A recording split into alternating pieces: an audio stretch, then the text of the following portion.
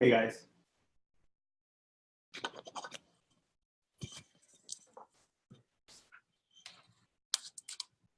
Still trickling in. People are trickling in. I think we have only 8 people right now. I thought I was be late, but apparently I caught up.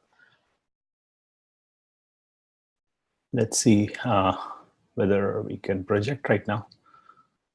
So projecting my desktop. Here we go. And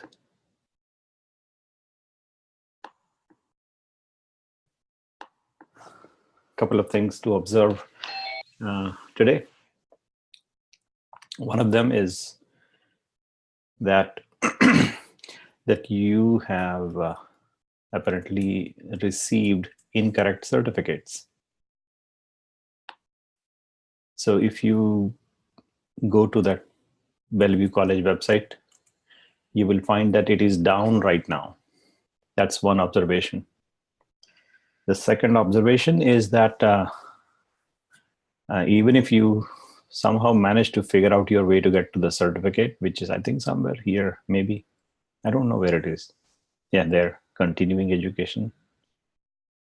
And then you log in and then you put in your password and then you find your certificate. And that is where apparently you have received a wrong one. That's what I understand, but don't worry. Don't worry about it. They will fix it. I mean, it's a human mistake. It happens. It seems to have happened.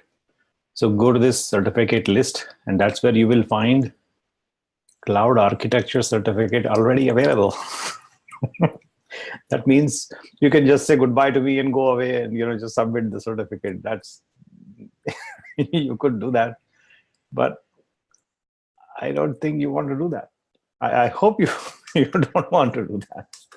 I hope you really want to participate, and that's the reason why you're here, not for the certificate. But I hope you can hear me, and I'm not talking to myself all alone. I did not hear any feedback whatsoever yet. Yeah, we can hear you, and Okay, I can good. see your screen. Good to know. And I haven't tried to even download the certificate because of that issue, so Yeah, don't bother. do it next week. Don't bother. There is no point. Actually, there's no point about certificates as such to begin with, but I guess that's how big organizations attempt to at least give you a semblance of some kind of a regulation, control, things like that. Like one big organization like your employer will tell you to produce a certificate, and another big organization like this one will generate a certificate and all that. This is all of this is basically silly, boring paperwork. I dislike all of that. But that's just me. Nobody cares about me, apparently. So we just close their website and talk about what we wanted to talk about the last time, right? We were discussing this thing called, where was that? Amazon Cloud Services, and how Netflix as a company has used this cloud solution set to build their complete suite of services that they currently offer to most of us use their services. And I think the last time we were discussing about something to do with this queue and these auto scaling things. So that's what I would like to now continue and finish off this discussion, at least from this media sharing picture perspective. Understand what pieces that we have to worry about from what I call the Netflix employee, or maybe the Netflix's robot that is receiving content from industry, Hollywood, for example, and managing to upload them here, and then assigning a task in the to-do list here.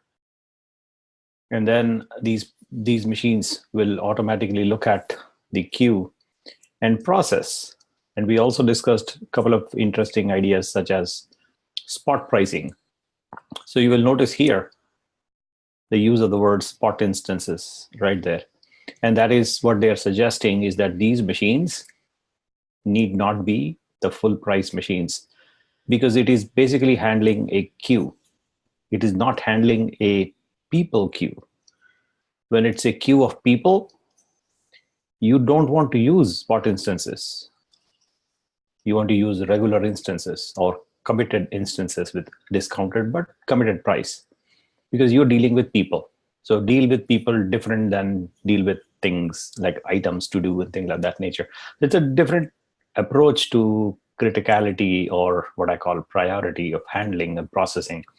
So when the process is critical, like you're dealing with people, you don't want them to be waiting too long in a queue. And so and of course you don't have the person who is handling the process for that person, the people, they should not get upset because the machine dies, or the machine is taken away from the process that's processing the people's request, or something of that nature. So people, when the people are involved, you use commitment machines, or machines that are there, going to be there for you no matter what. I mean, no matter what is it, it's stretching the line, but yeah, just saying that don't use spot instances when people are involved. When other things, spot is a good idea. Maybe, rather, I should say, maybe a good idea, depending on how critical the process itself is, like the queue items that you have. And in the meanwhile, I received some feedback from you. Some of you are interested in discussing, understanding top-level business use case, and like we're discussing with this case of analysis and understanding of Netflix as a company as it implements. So they want higher level architectural discussions. And on the other hand, I have also heard from you that you want to understand auto scaling. Like, how does it work? Kick the tires for me and show me the automatic behavior of auto scaling. And so they want to see. So I will have to balance this very delicately. So I'll do both. I will do both. And if needed, we'll do extra hours to the extent you are okay with it. I have no problem. You have to be okay with extra timing, but if that's the need, we'll schedule some extra time if needed. For right now, I'll stay focused on what we are covering through, and I'll also sprinkle in some hands-on exercises as we go along. For example, this auto scaling, we'll kick tires with it probably today. And so, because there was a request from some of you that show us the nuts and bolts of auto scaling, for example. So we want to enable our own applications.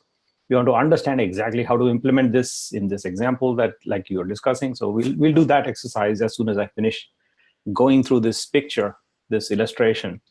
And we'll also have the other perspective on the same picture, by the way, of this user persona as opposed to the employee persona. So there is this employee that we are currently discussing, or rather fictitious employee of the company Netflix, that is uploading movies into the system and making them available, processing and all that. But we'll also discuss the other persona, which is a user persona. And that user persona also hits the same set of services, or rather same collection of machines running different services.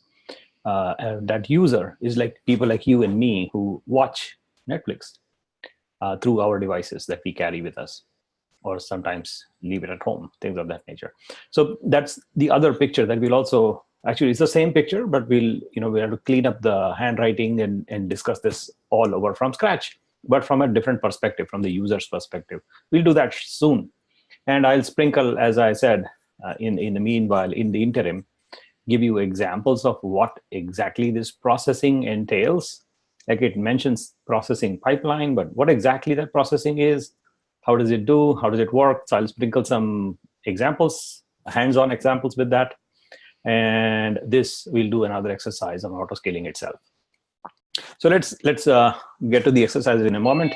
But understanding this piece of puzzle is the idea here, which is that we want to essentially be able to finish off the to-do list, which involves, process this movie that I was talking about. What was that called? Black Panther. Yeah, this movie, I wanted to finish processing by a deadline. There is a deadline of July 4th.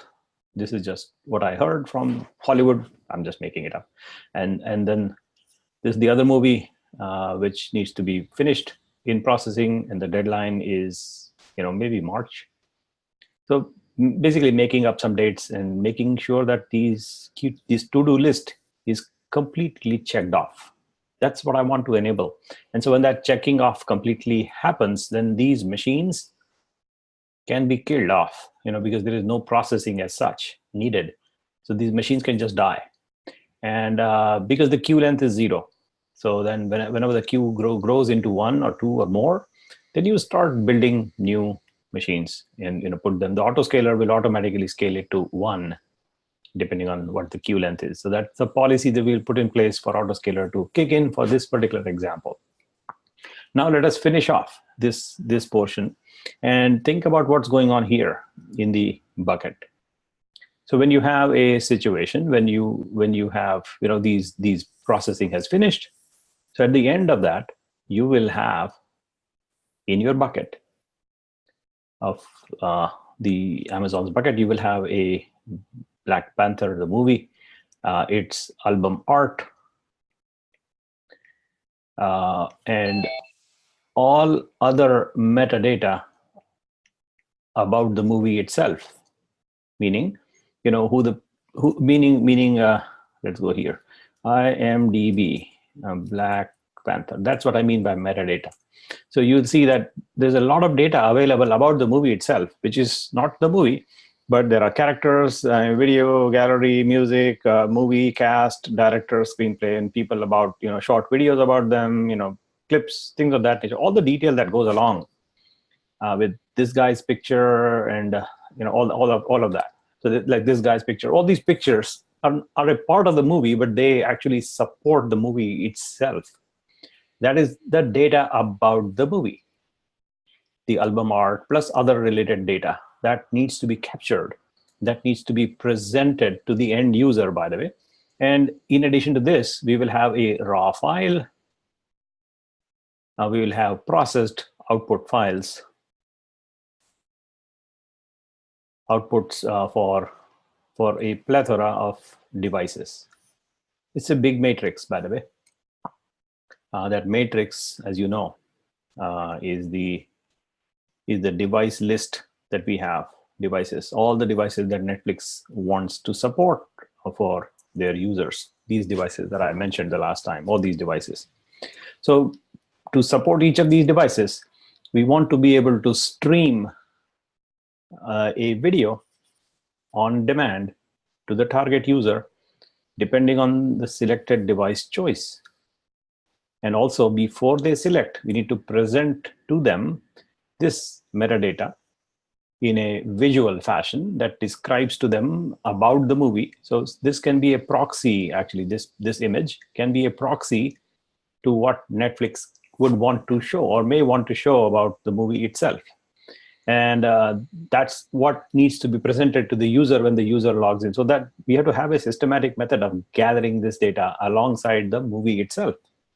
And then put that content in a bucket and make it visible to the end user. So that's one aspect.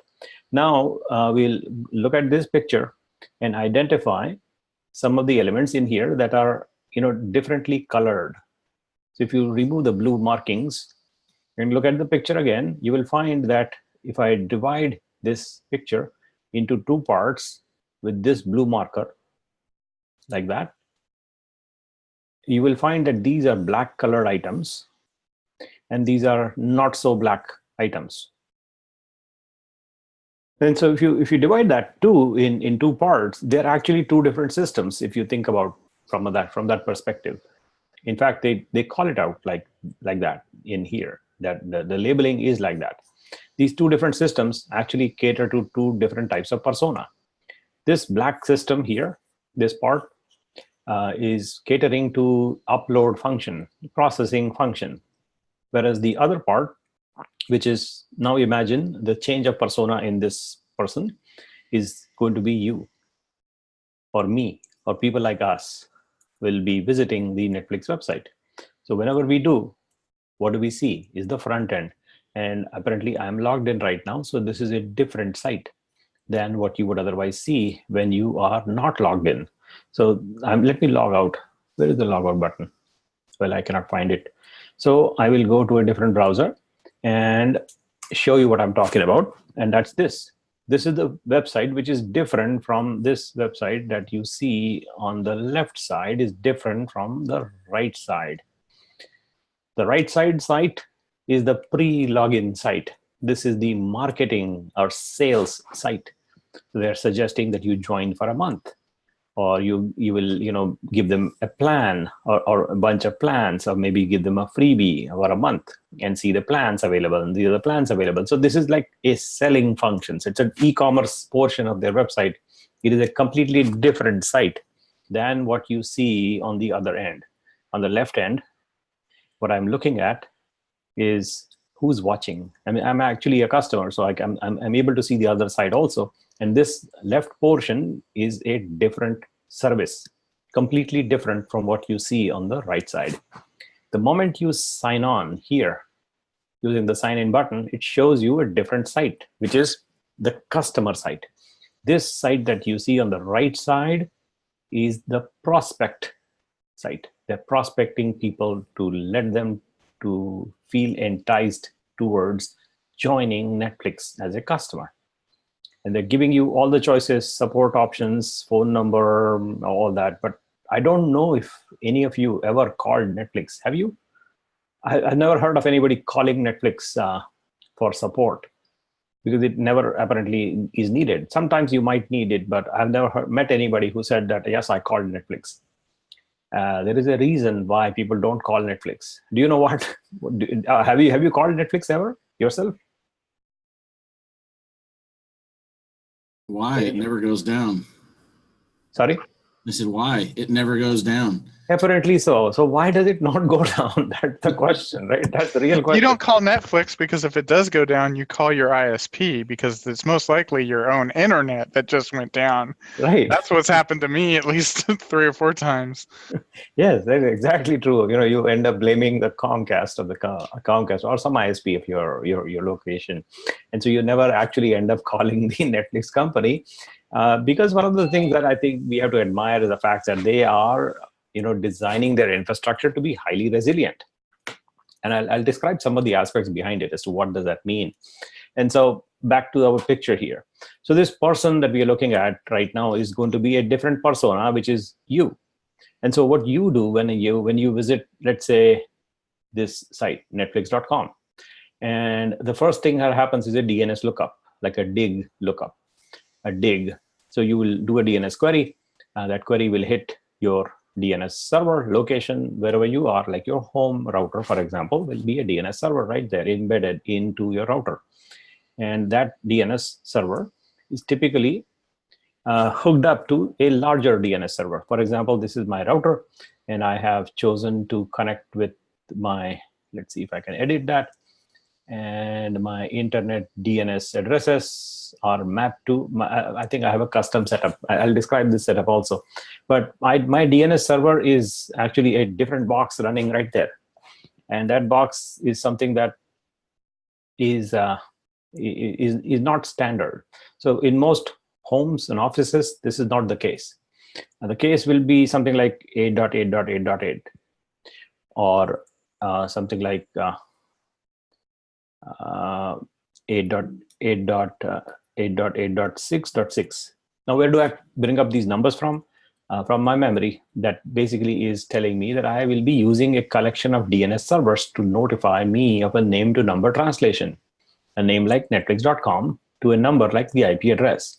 That translation happens through use of a DNS server, and I happen to use a custom DNS server for my location. We'll talk about this later. Cancel and don't update. So not changing anything, otherwise my conference will break. And that's the DNS server I was talking. So I was using the Google public DNS references. So Google has these public DNS servers available for the planet to use. And I think I was mistaken. I was suggesting 8888 and 8866, whereas it is actually 8844.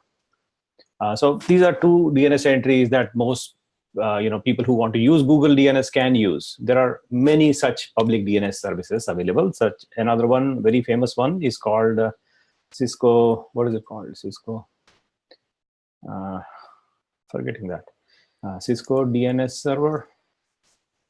It's not called Cisco though. So what is it called? OpenDNS. Yeah, it is called OpenDNS, and it is another such public DNS service available for free that actually is a pretty decent solution available. They have actually acquired this company called OpenDNS, which is fabulous. So that's what we will be hitting in our home first. First the router, then people, the router will hit OpenDNS or Google DNS or some other DNS, and then that DNS will eventually hit Route 53 in this example, the DNS server for that particular domain that we are having question, like like our GoDaddy DNS, for example, in your GoDaddy example, or in my example, it will be Cloudflare DNS, or in this example, it will be Amazon Route 53 DNS. So that DNS hits, and then they will identify the appropriate machine location, which for this user will be this IP address, the load balancer, and that's where the person will be reaching from their device, from their browser, from their Xbox, from their PlayStation, wherever they are, they will hit the load balancer, and then this load balancer will then be deciding where to allocate this particular user to which web server. And so according to that first visit, this load balancer will decide, okay, you go here, please. And so that web server gets allocated, and a cookie will be set in this browser here, and that relationship will be established. Once the relationship is established, that user can eventually log in or not. If they log in, they will be sent to a different service, which is on the left side.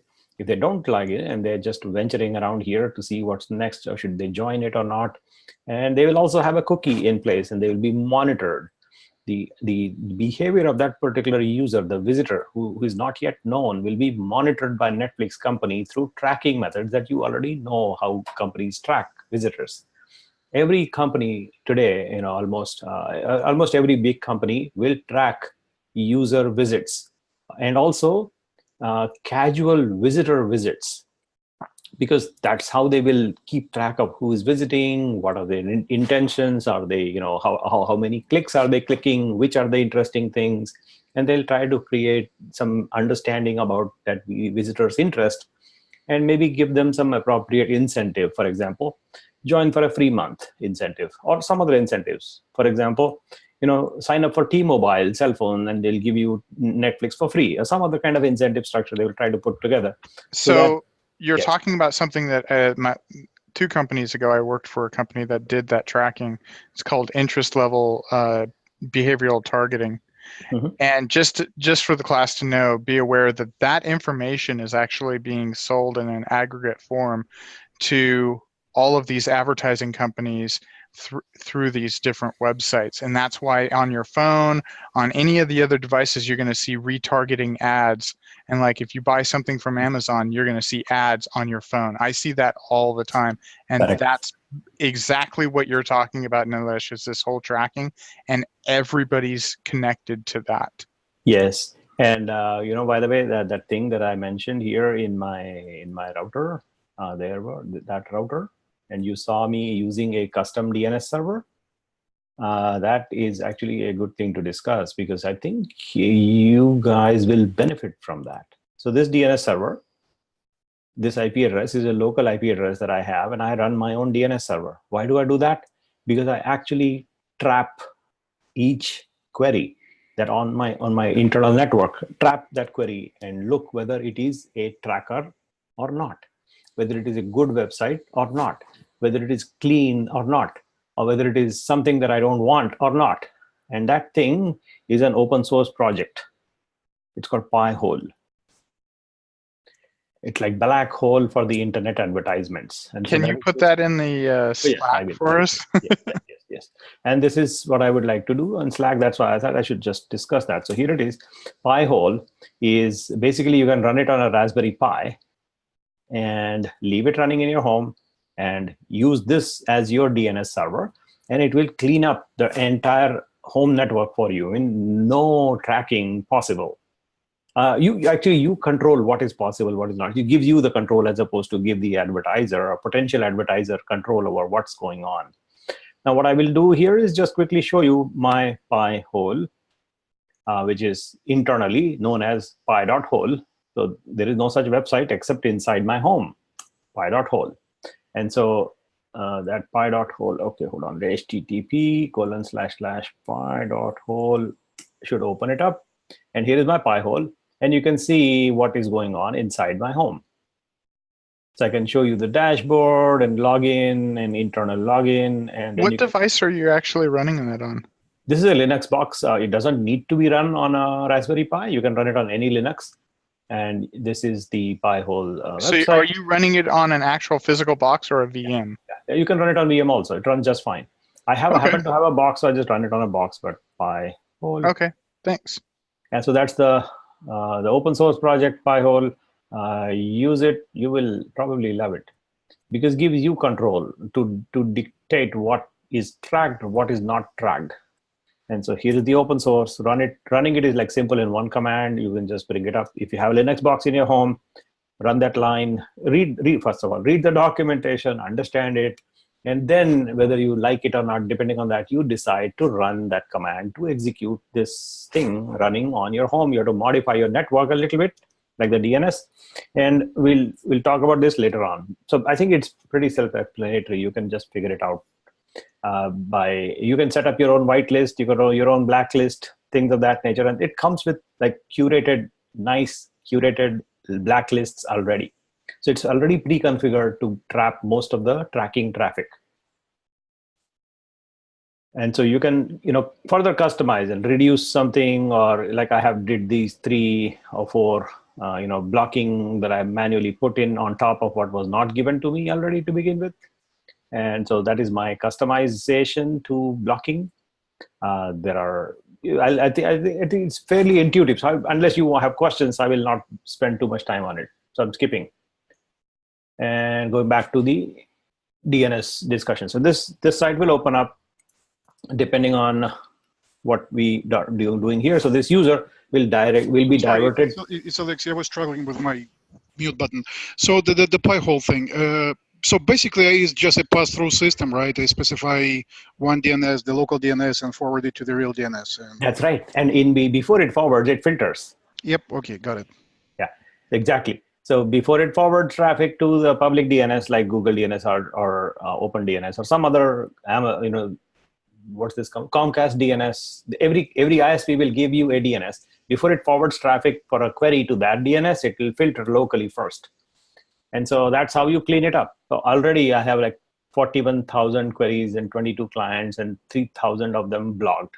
So at a dashboard level, in here, 9.2% of traffic has been mostly trash, useless.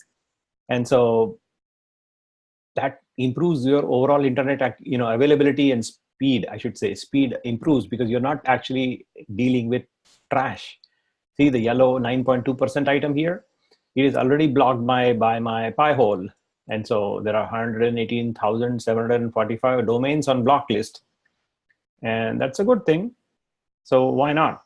Then you can see further stats as to what's getting blocked and what's not getting blocked and all that. But yeah. I wonder if I can run it from my router. You can run it on the router. You need to change one setting on the router and install the script on the router. If your router is Linux, you can do it. Yep, it's Linux. Yeah, you can run it directly. And so that's Pi-hole. Okay, back here, Netflix. What we are really talking about is that here, depending on whether the user is logged in yes or logged in no, there are 2 different services presented to them. If they are not logged in yet, they are sitting on a sales site. It shows you incentive to join and actually log in, to go to the yes logged in state. That state changes on the user's site and the user's browser. And Netflix wants people to actually jump from this state to that state because that's where they make money. Once they log in and they actually have a credit card given to them, that's a completely different website. I think the before login portion, the sales portion, is an e-commerce implementation for which we have a separate illustration just like that. We'll discuss that later. But for right now, let us focus on our discussion in terms of a user who is logged in already. Yes, logged in. Paying customer, logged in.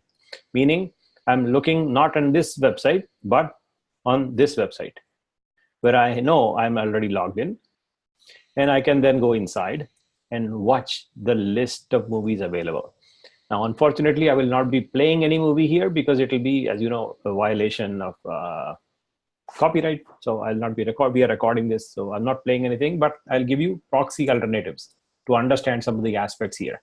So instead of clicking on this, I'll just close it and open up some proxy examples, which are open in the internet. So open sites such as this one, for example, it's publicly accessible. So we can always go there.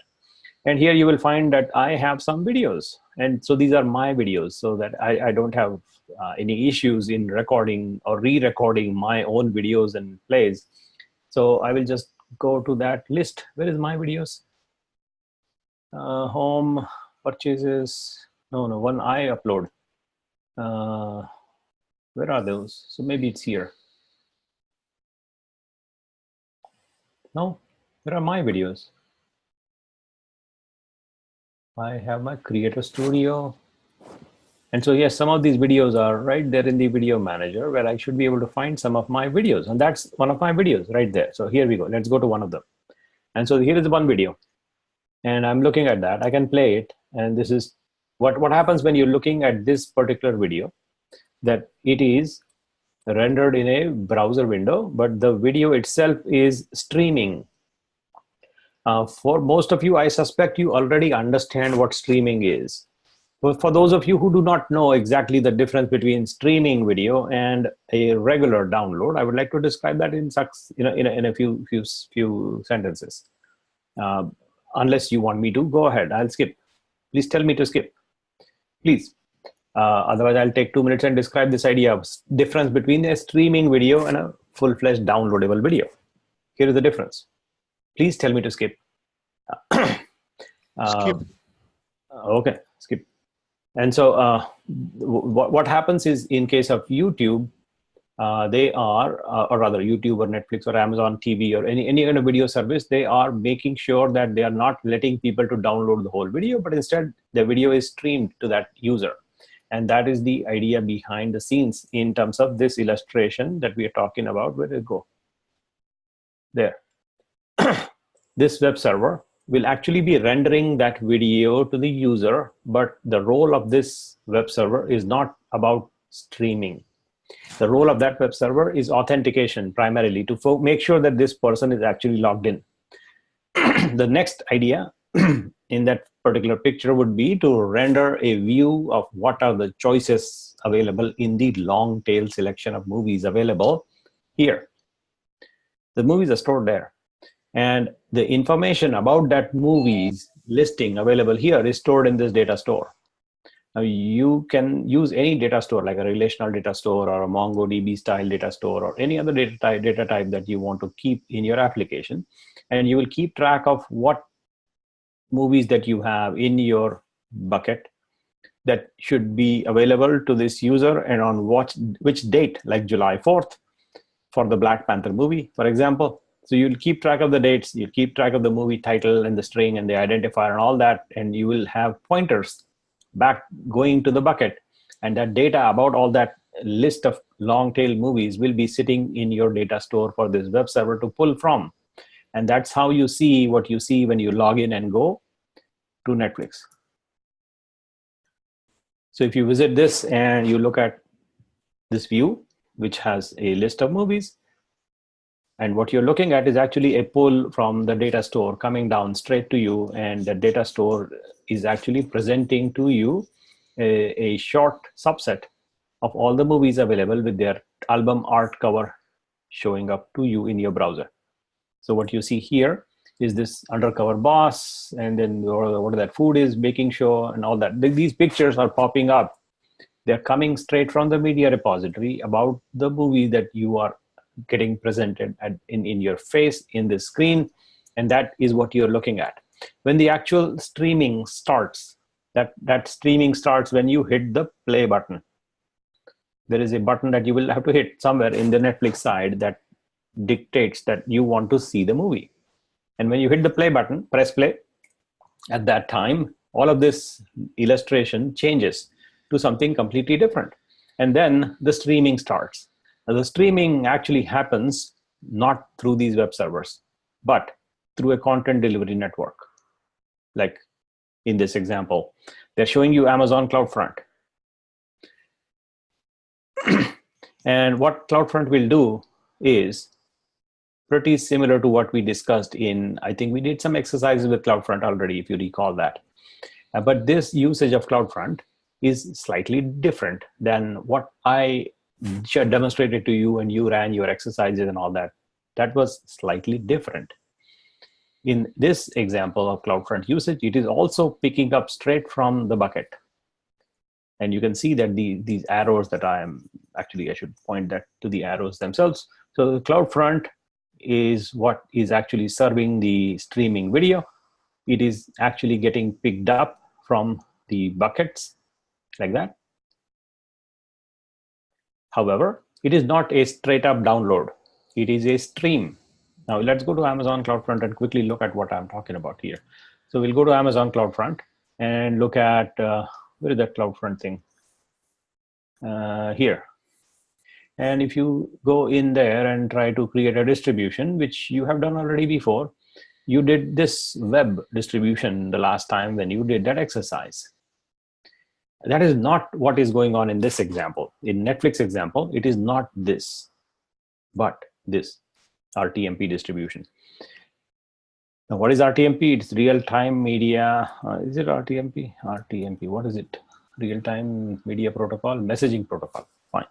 And so real-time messaging protocol is what we will be using, and so we can get started and establish pretty similar to what we did before, except the behavior of CloudFront will be different. It is not focused on downloading, but actually picking bits and pieces of fragments of a composite video in its parts and render it to your device on demand whenever you have at that stage. So there are various techniques to make this happen.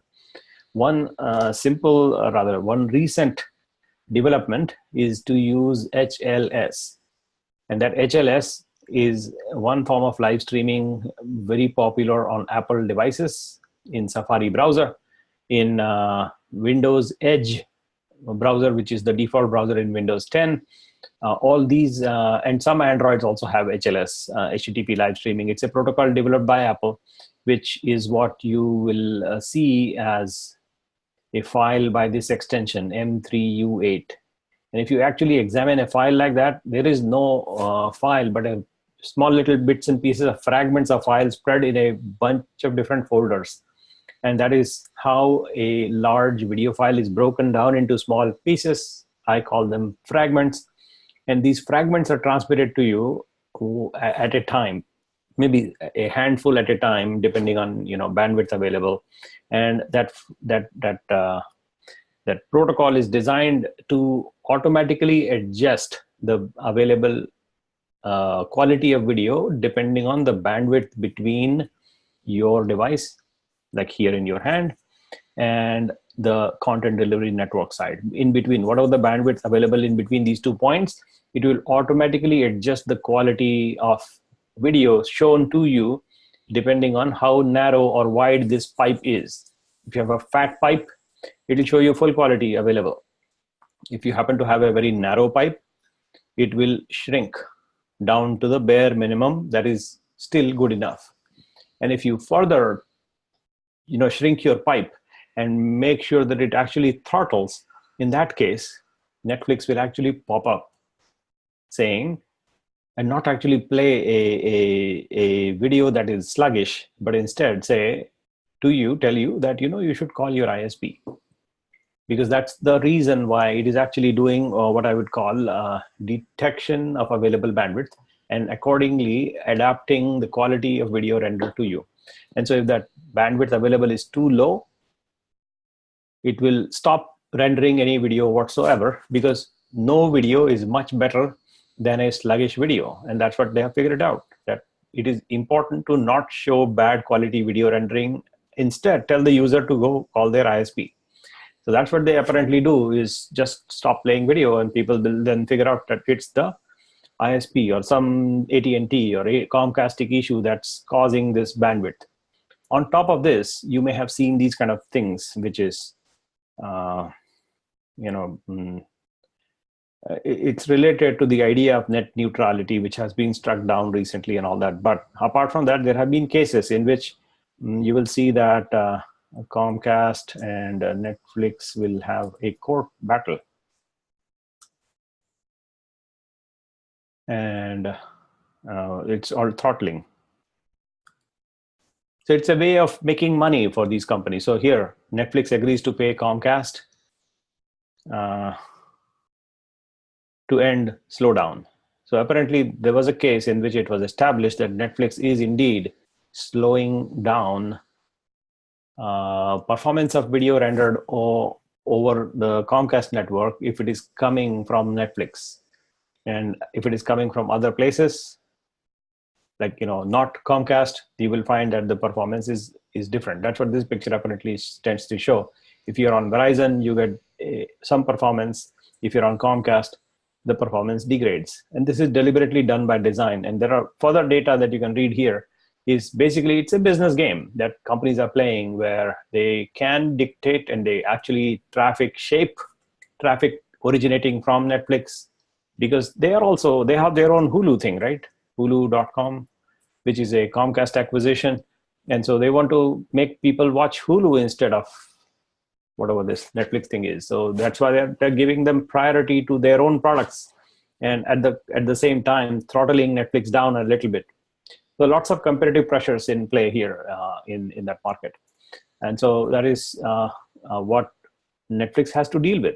So from the case of point of view of Netflix, what they are really trying to accomplish is to make sure that the user's experience, like our goals like we set out here, these goals should be intact.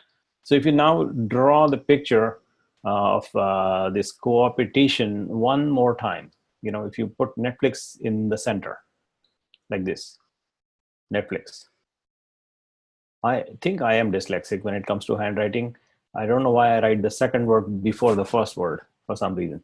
So Netflix is in the center. We have competition. And we have complementor.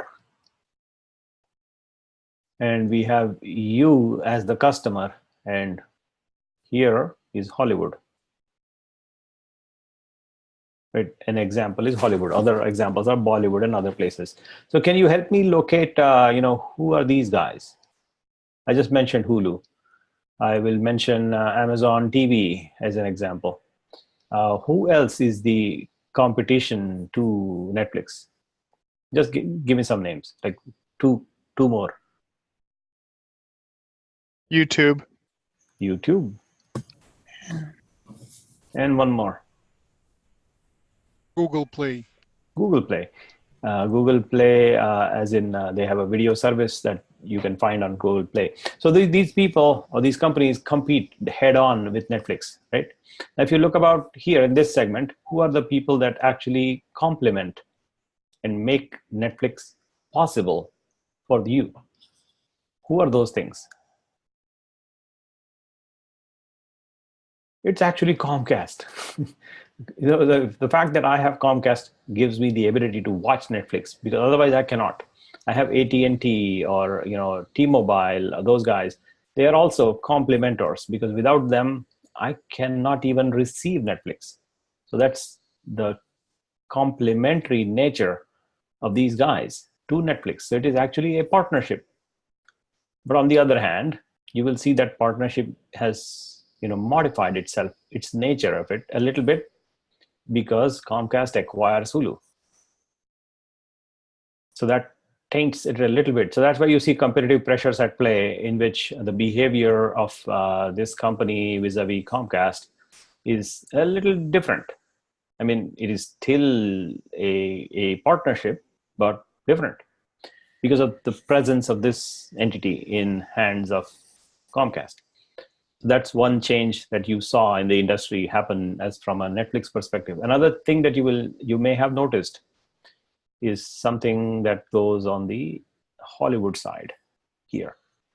What did you notice that is kind of non-standard, or rather, or I should say, HBO HBO and Disney both are doing their own streaming. Yes. So what does Netflix do to counter that? Like, Disney says, I don't want to show my movies through you. So no, that's what Disney apparently is trying to come up with their own Netflix. So Netflix is spending over $1 billion on their own content. yes, House of Cards, right? And so that is a pure Netflix creation. The creators are not in the game. I mean, they just strike them out because of the same behavior that you saw. It's a competitive move from Netflix side when Disney says, I don't want to show my movies through you. So they said, okay, we'll create our own. And the same thing, you will see Amazon TV doing the same thing on their own end. They have their own series, their own original creations showing up exclusively on Amazon TV for you to pick from. And that is how the market is evolving and business is evolving. And so you will see this evolution even further. All these players. It's inconvenient for the consumers. Too Sorry? many choices. It's inconvenient for the consumers. I know it is kind of inconvenient, but I mean, that's how life is.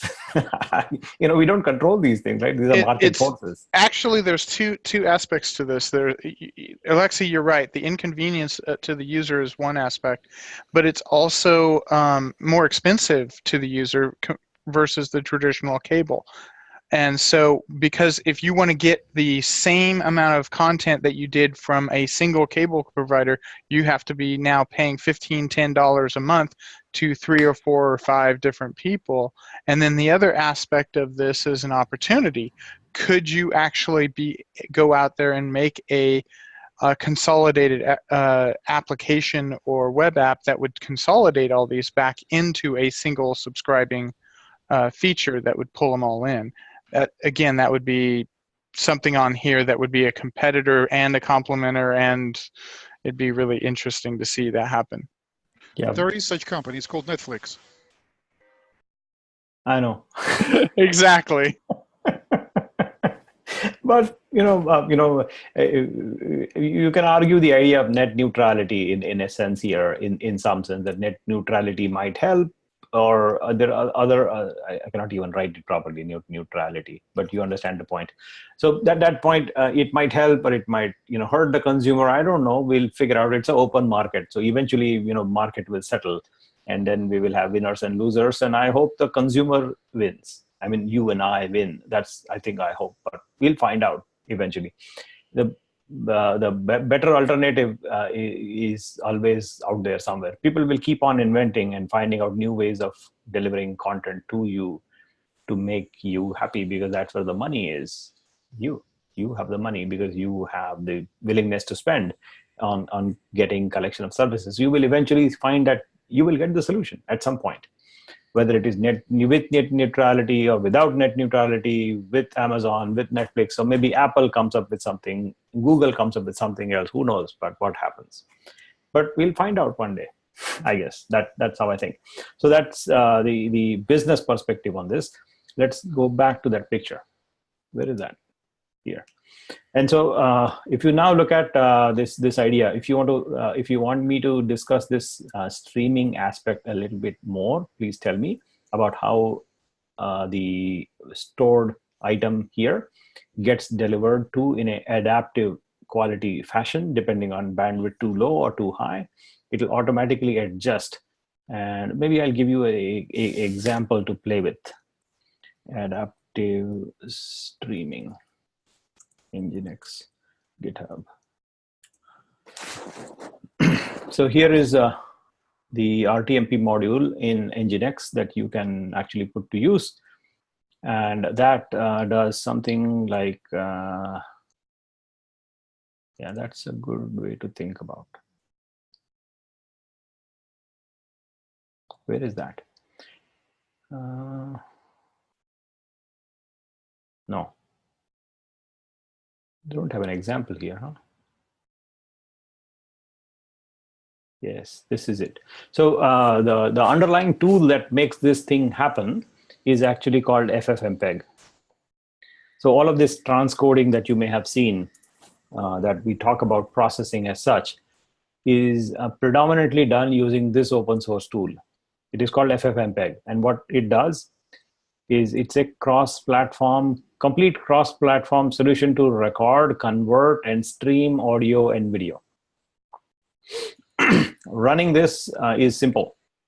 It goes like this. FFmpeg, give it an input file, and it will give you an output file. And of course, this is simplistic. You just pass parameters on what the input is and what output you expect, and it will do the thing for you. That is what this product is. It's available on GitHub and on this website. FFmpeg is a phenomenal piece of media software. This is what is used in your Amazon service, Amazon AWS. Yeah, Amazon has a service based on this particular software. They call it what? It's called coding, no, encoding, no, hold on. Transcoder, there it is, Elastic Transcoder. So this transcoder service that is coming up is what is under the hood running FFmpeg. What you do here is you create a pipeline in which you provide input video, input audio, input media files, and you dictate what result you expect, and it will generate that and take it from you in a bucket and put that back for you in a bucket. Now this is a recently new service available from Amazon. It did not exist when Netflix started. So Netflix has basically built it on their own. Like in this processing pipeline, they basically are running FFmpeg to some extent. Of course, not just FFmpeg, but a whole bunch of other things. And that FFmpeg takes a media file from here, processes it, and puts the result back in the bucket. Pretty much the same idea that you see here in this Elastic Transcoder is transcoding files from one format to the other, depending on what your needs are from a business perspective. And so this is one implementation of FFmpeg. There is another website called Mencoder. Mencoder? No, this is another piece of software, actually, also open source, that uses FFmpeg under the hood and is used by this site called encoding.com. That's what I was forgetting. So this site called encoding.com does pretty similar to what Amazon's service here called Elastic Transcoder is, except this is slightly older. And so the idea here is you choose your cloud and you basically do what FFmpeg does, meaning it'll transcode A to B from one format to the other format. And you can choose your cloud of your choice. It will run your service in your cloud, in your location. It will actually, you need to provide them credentials. And then this service, it's a software that you run in your cloud setup that will transcode media files from one to the other. So basically running FFmpeg under the hood. And that is what these services are. So this is available on Windows, Mac, and Linux, and a bunch of other places. You can download it from here and use it. You should use it. I mean, if you're into video, audio, music, and media creation, this is the tool to use. This is the tool to use, I should say. No doubt about it. So that is what is being used in this. Cut and paste that into Slack? Yes, FFmpeg. Yes.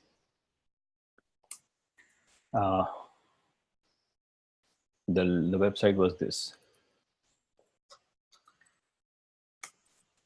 Now, the couple remaining things I want to bring up to your attention is this piece of puzzle that I just opened up is what you can do, put inside Nginx, which is what I'm also pasting for in this location, is a Nginx module that I just pasted in Slack. And this module, what it does is converts Nginx into a media server.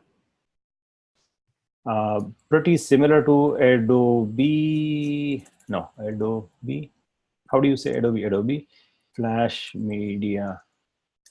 This server is expensive from Adobe, and it is available and it is commercial, but yeah, you can use this if you like, but that's more preferable, at least to me, is because I can run it directly in my container running Nginx. So I just insert this module into Nginx, and then start my Nginx browser, Nginx-based web server, and I receive a streaming server already. Now, how do I use it? You take a video file, such as, like, the focus on this line. This is just one line I would like you to focus. And what I'm doing inside the Nginx server, I'm invoking this particular module that I just pasted you a link on, and provide a reference to the source file here, which is, we have to read a lot more about how to configure it. But essentially, you're taking that source file and giving a codec in video, a codec in audio as output that you want, and the actual output should be rendered in this particular chosen format on a different file name. That's what this basically reads. So you can actually make a video file smaller if you like, on the fly. You can also very, very similarly make it bigger on the fly if you like. As long as it is the maximum size is 1080p, then you can shrink it down to smaller formats depending on whatever need of that particular target device is. So it does a dynamic auto scaling on the fly in this particular, and yes, it needs FFmpeg, and it will help you transcode directly on your own machine in your own container running Nginx. That is, I use this, by the way. I don't have a live demo setup already right now, but it is easy to build one. You can find a ready-made example using the same module in my GitHub page somewhere, and I'll paste that link also. But this is the direct source, so you should read that if you're interested. Does it pass the wife test? Does your wife use it? It passes customer test. So it is not for home usage. It passes customer test. Okay. So yeah, I think that is relevant in business. So it renders, the way I used to use it is it renders live video feed. Like I'm doing live video feed right now. I could take this video and make it available right on this front page on my website. So just I start a Zoom conference, and that Zoom conference just shows up right here in this page, on the front page, without asking the visitor to set up Zoom or set up anything else whatsoever. It just shows up and plays video right there. Pretty much like Facebook Live, your own Facebook Live. That's how I would say it. That's how I would describe. I think you know what a Facebook Live is. Facebook Live. I think you understand what it is, so I don't need to describe it to you. But this product that I just brought to your attention can do the same thing like Netflix does for big company, on a worldwide scale. You can do it on a smaller scale with one video feed going straight to your website and plays without having to set up or start Zoom conference or anything like that. It just shows you the video and audio live.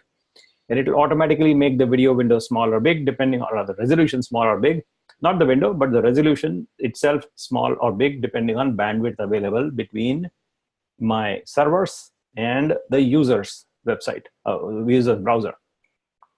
That's how the idea behind all these movies getting rendered for a given user are implemented.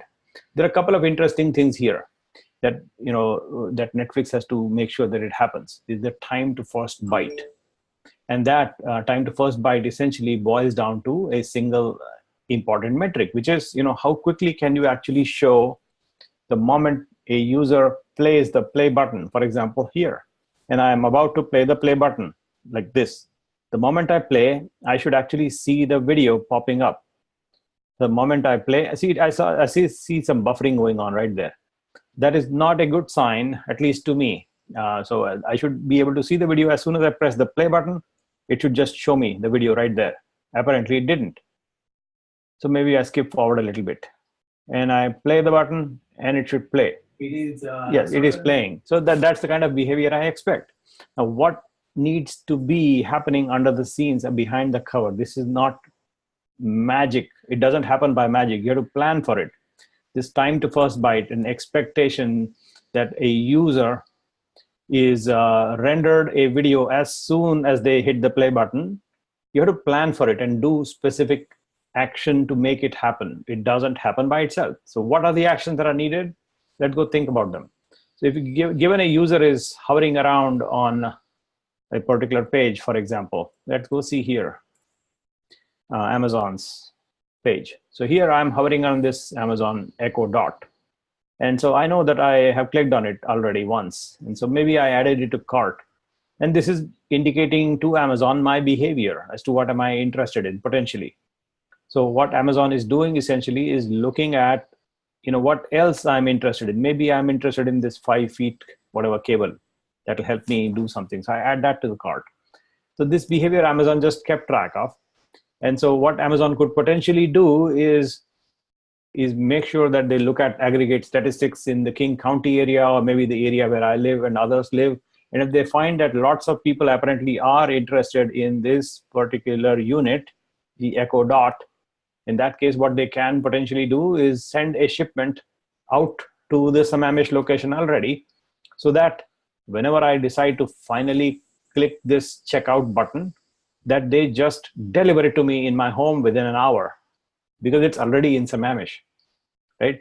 So if that's the case, if I actually indicate my behavior and lots of other people like me in our area happen to be interested in this Echo Dot item, then Amazon is actually gathering statistics about people in Sammamish area seem to be interested in Echo Dot black colored, and they seem to be wanting it like these days. So let's go push some inventory closer to the users already. And that push has to happen proactively, because that's only the way you can receive an Echo Dot in a matter of hours as soon as you place the order. So a similar concept in Netflix. You are hovering on this browser and on a particular movie. You seem to be interested in watching this Full Metal Alchemist for some reason. Also, if I happen to have clicked this button, or maybe I'm loitering around on this page and also looking at this Moana maybe, or maybe this Netflix or whatever that other movie is. So if I'm interested in these movies, what Netflix can detect is my behavior and automatically prefetch a bunch of stuff, at least the beginning parts of the movie already, even when I do not click the play button. Even if I don't click the play button, just because my mouse is hovering right there, Amazon, or rather this company, Netflix, can actually proactively push content to my machine. And this is the concept called aggressive prefetch. So aggressive prefetch of content is what needs to be applied. And to enable this aggressive behavior, you need to also cache it locally. And so you can accomplish these things provided you have the ability to cache your content that you are aggressively prefetching, proactively bringing the content closer to the user, so that when they click the play button, it almost feels like the movie was right here and didn't even download. It was already available locally. And that's the behavior that people will see or notice when you are a little bit aggressive in prefetching. Sometimes it is wasteful in that, imagine if I hover around here a whole lot, but never actually click this one, but instead I suddenly click Baby Boss or Boss Baby, whatever that thing is.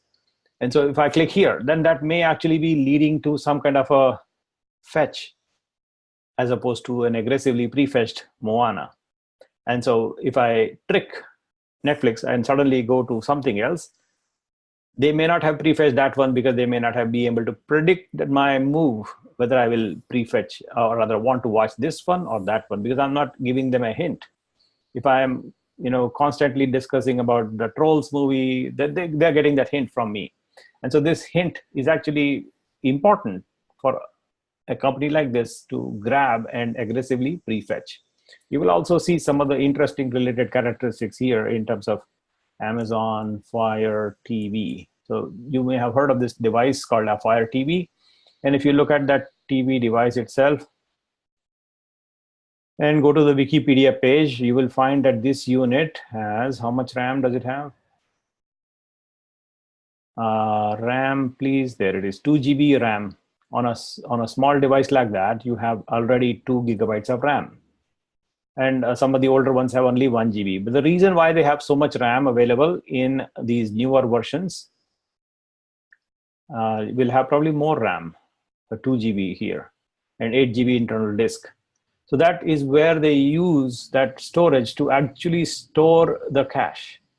This prefetch cache is predominantly used for collecting predicted traffic that user might want to see. And so they just bring that content over here and store it. You can monitor these activity if you actually monitor your network traffic connected between your device and the internet outside. You can see even if you don't actually press the play button, the movie is already flowing to you.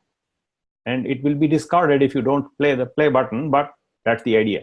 This also cuts down on buffering because you already aggressively prefetched.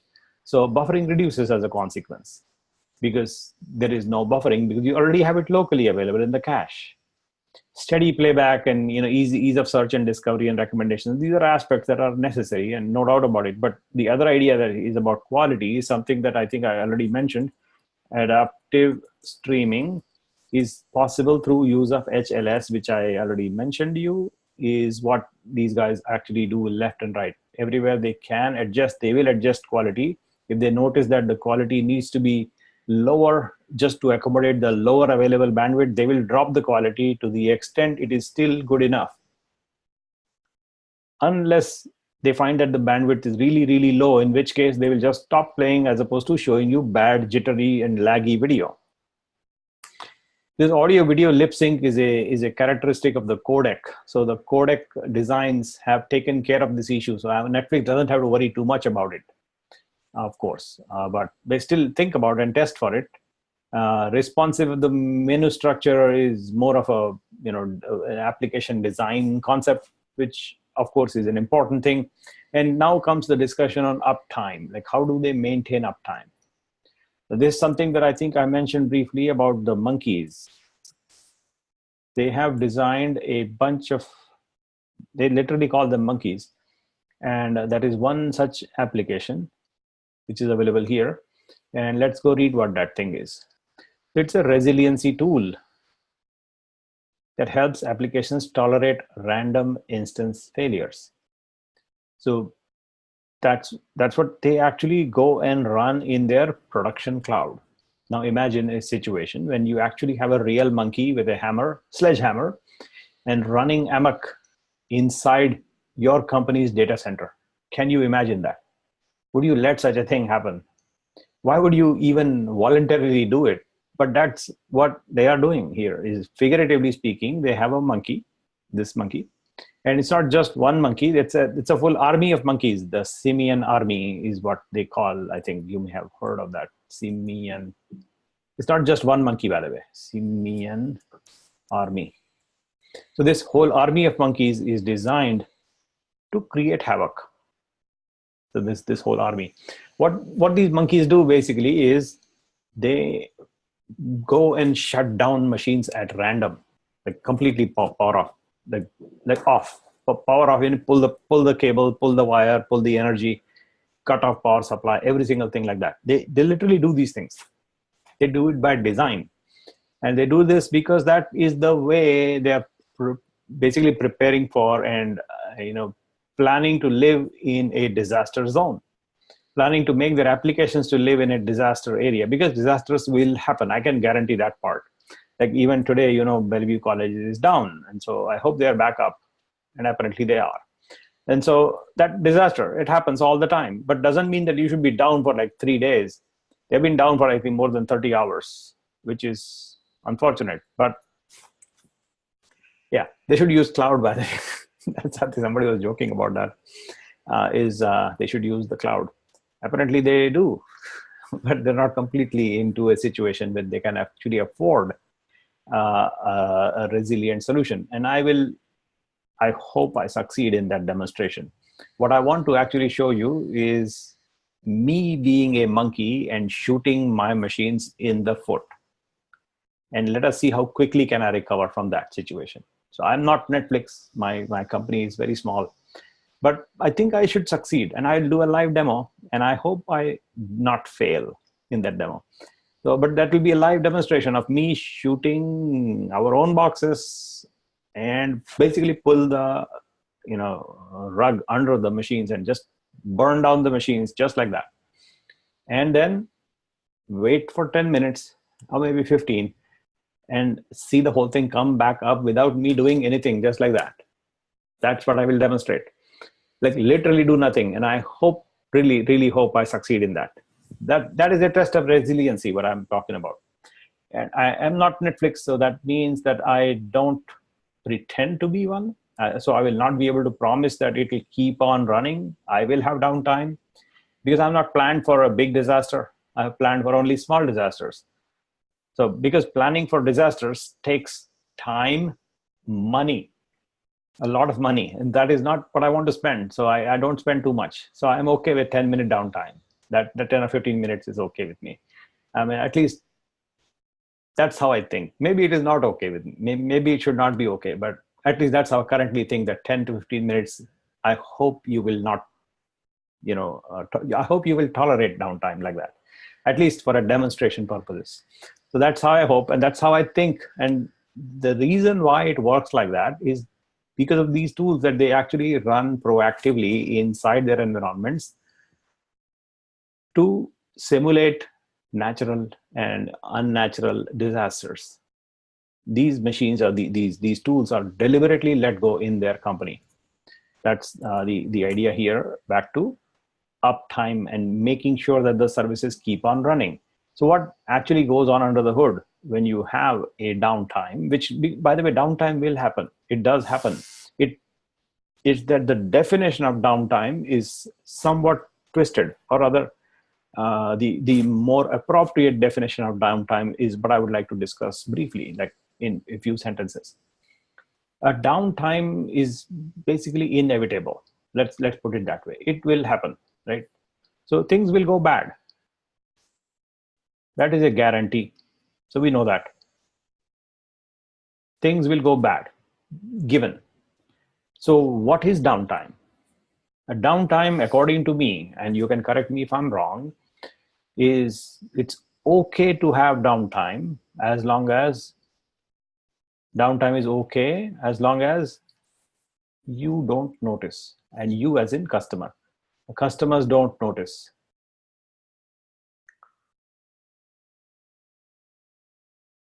That's how I think I want to define downtime. As long as my customers either don't care or don't notice or are not impacted, then downtime is okay. The moment they have an impact, a negative, I should say, negative impact, as long as they don't have a negative impact, or they don't notice, I mean, I have a blip and you don't notice, if they don't care, because I tell you that, hey, please don't care, that's okay. But that's how I think about downtime, is as long as the customer doesn't care too much, downtime is okay. And that's how you can save some money, if you can manage it. It really depends on the customer's expectations of your sites and services and your willingness to tolerate some kind of a bad thing, because they will happen. That is a guarantee. So hope you agree with this definition. If you don't, please tell me otherwise. But that's my definition of when downtime is okay. And so as long as you don't notice, I mean, maybe I'll just change the machines under the cover and things seems to work. And it has happened at least twice. And none of you noticed, but I changed my machines under the hood. I have updated a bunch of things on this website during the program, and none of you complained. In one case, I admitted that I did cause downtime. And in another case, it was Google causing downtime. Somebody, I think, said for some error popped up in one case. And that was only a fluke case that, just took care of itself by refreshing the browser. But yes, there was a problem on Google's side, and they acknowledged it. There was a problem because of me being me, and I caused a problem, and that happens. And so that is the reason why I would suggest that you don't touch production. That the key takeaway is don't touch production. Doesn't mean that you don't change production. It means that you don't touch production with your hand. You use a tool to touch production. You use a systematic tool to modify production. You create another production environment, completely automated environment, and then you decide to get rid of the older production environment later on. And that is what I mean by don't touch production. That exactly is what leads to a high number of uptime. If you mess with production and you touch your hand and you SSH to that machines, things will go wrong because we are people. I mean, just understand that things will go wrong no matter who is there. Somebody will make a mistake, and that happens all the time.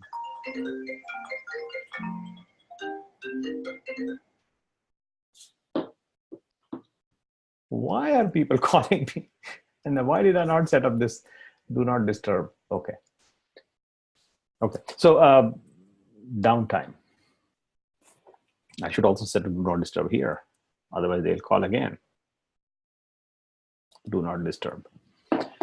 So this uptime, downtime business, I hope you understand what I'm trying to drive towards. It's basically a tooling that will help you make sure that your equipments, your services keep on running to the extent that customers don't care too much. So the rest of the time when you are sleeping, it is probably okay for me to like bring my sites down. In fact, there is a funny case in example in India where apparently government websites are down during the night. That is crazy. Government websites in India, some silly government websites are down because the government hours are 9 to 5 local time, India time. So they shut down the website as they go home. This happens today, even today. That's just silly. But that's about downtime. Enough of that. Okay, let's understand some of the other concepts before we change our topic to another case, and maybe do an exercise on this idea about auto scaling. So before we jump into an exercise about auto scaling, which is where this picture comes into play, as you wanted to understand how does that auto scaling actually work. So let us kick some tires on that. I want to ask you, hey, do you have any questions on the Netflix discussion before we jump into an exercise? So I will play an auto scaling setup, bring it live, kick tires, put some load, and see it scale, and remove some load and see it shrink. And we'll do this live. And I hope, again, as usual, I hope it succeeds. So that's the hope. With every live exercise, it's only hope. But before we jump into an exercise, questions are welcome. Actually, questions are welcome anytime. Apparently, you don't have a question. So was this Netflix boring? Interesting? It was very different from whatever we discussed before, right? Was this any useful? It was useful in the sense that we see how it's done at the big companies, or how it might have been done at a big company. Yeah. It was useful for me because I wrote down a bunch of the technology that you were talking about with the encoders, decoders, and things like that. And then just looking at this I'm looking at it from a very different point of view. I'm looking at it in a template, a stencil point of view, is how could I create these things and provide them in GitHub where we provide the basic scripts to set up a basic web app like this, so that you just give it away and then let the users put their specific things in it, the specific data in it. And so there's all these different stencils, I would call them, architectures and stencils that you could create and put them in GitHub and share this. And it's basically what I want to do is lower the bar to be able to create these really complex architectures. Mm-hmm. Mm-hmm. So what you're talking about is the idea that I will briefly mention, which I think is best described in the words of Kevin. And I really like those words. The words that he used, which I will always remember, is export import, right? So you have this design here with you, like I have this picture, for example. So this picture, and I construct it in some cloud, and I want to export it and put that in a Git repository. That's the export concept. And then I have that export. Then I maybe want to apply that to a cloud to import. And when I import it, it creates the entire infrastructure for me. So this idea of export import basically boils down to this concept. When you have a cloud, you have your design, and you want to export it into a file or files in a folder. And this is your Git repository. And then you want to apply it, or rather import. So you export, import. That concept has been possible. And you can apply this same design, gets replicated here. That will get created. Now this technology to make this happen is mostly specific to the cloud. In case of Amazon, they call it CloudFormation. In other clouds, they have different names. My preferred tool is Terraform. And that is exactly what these guys do, as you may have heard me say these things. So what I want to now do is to bring up a design like this that will demonstrate the auto scaling concept for us in a real live example. So that means that I need to have a Git repository or some kind of a CloudFormation template that I can just take and apply it to Amazon's cloud, AWS, where I can quickly see auto scaling example, and we'll kick tires on it, like for real. We'll put load on it and all that. So auto scaling example is what I want to kick tires on and see how it actually does. So there are lots of little detail that goes along in making sure that we really understand this in depth. But from a top level, I will use a template. I'll use this template, which is basically a file. It's a JSON file. I'll use this template using the CloudFormation tool and apply that design to the Amazon's cloud services, and I will get my design up and running. And then I will play with it and do some tricks to make it automatically grow and automatically shrink and all that. It takes me about 10 minutes for the kick to grow and another 10 minutes for it to shrink, because that's how the policy is written.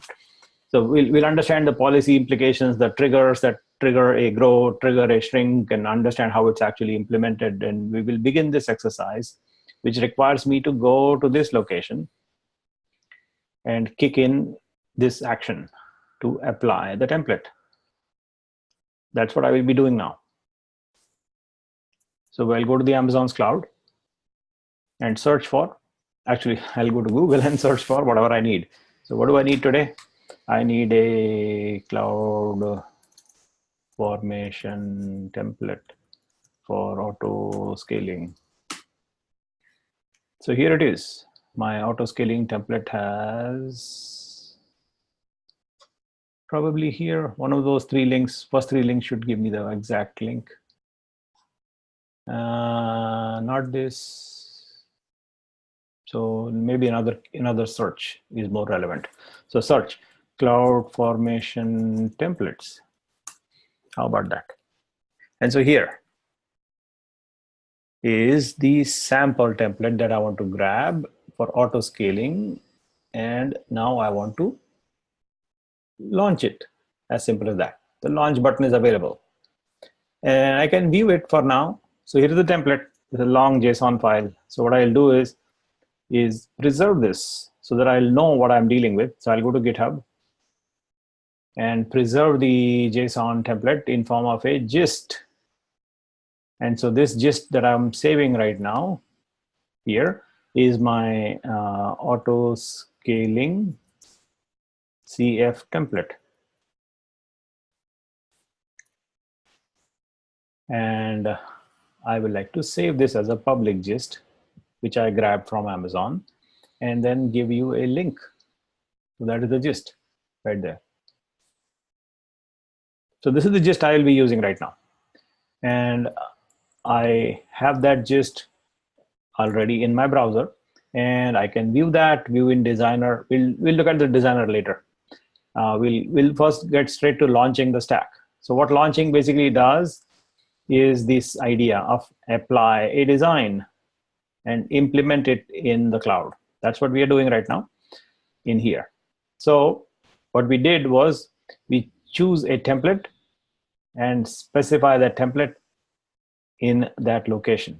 So if you look at that list, the template file is exactly the same that you will see in Git gist, the same things 2 times. That's the link I pasted right there. I mean, it was automatically done for me, and I will proceed with the next steps. So I go next, and here I can give it a name, like, you know, an example to illustrate example auto scaling.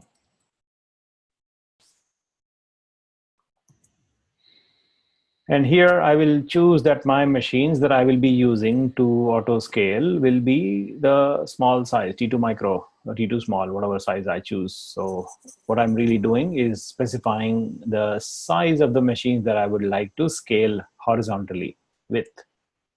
Meaning I'm dictating that this machine be the same size as these machines as you grow and shrink. And the size of my choice today is T2 what? Small. That's the size I chose. You can always customize it in your template. But that's my size of choice today. You can actually, there should be a drop down right there. So you can select any choice you like. So I can say T2 micro or T2 small, either way, it doesn't matter. So T2 micro, T2 small, whatever. You can specify whatever choice you want. So I'm just going with T2 small. I will also select a key pair that I already have in my Amazon cloud, so that the key pair I will use, I will have to specify an operator email so that I'll get notifications of growth and shrinkage. And then I will allow SSH from my location, or maybe for this example, just leave it alone, any location, fine. I don't get to specify the subnets yet. I think I have to select the VPC first and then specify a subnet if I want, or I'll just specify all of them, like all 3 of them.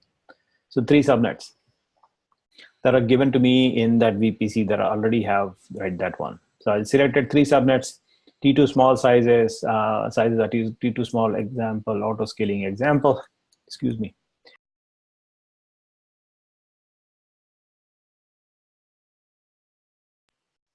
And T2 small, key name selected, operator email, SSH location, subnets selected. So I'm selecting 3 subnets, by the way. Pictorially speaking, it looks like this. I'll draw a picture that will help us. Pictorially, it will look something like okay, one subnet here and another subnet here. So 3 subnets. And here is a load balancer we'll have, and we'll have our customers, which is you and me. And that's what we are really getting at. So we'll have these machines later on added. But for right now, let us see what we actually come with. So selecting 3 subnets, 1, 2, and 3, back in here. We will proceed forward. Next.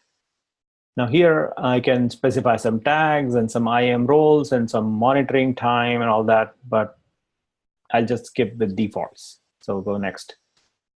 Next one, I understand that this is going to be costing me some money, and that's expected, right? It's not a free account, but in your case, it might be free depending on your usage. So mostly it'll be like few cents. So don't worry too much about it, but there is a cost. It tells you right there. It will create a bunch of machines and an auto scaling load balancer, and you will be billed for the resources you create. So just calling it out.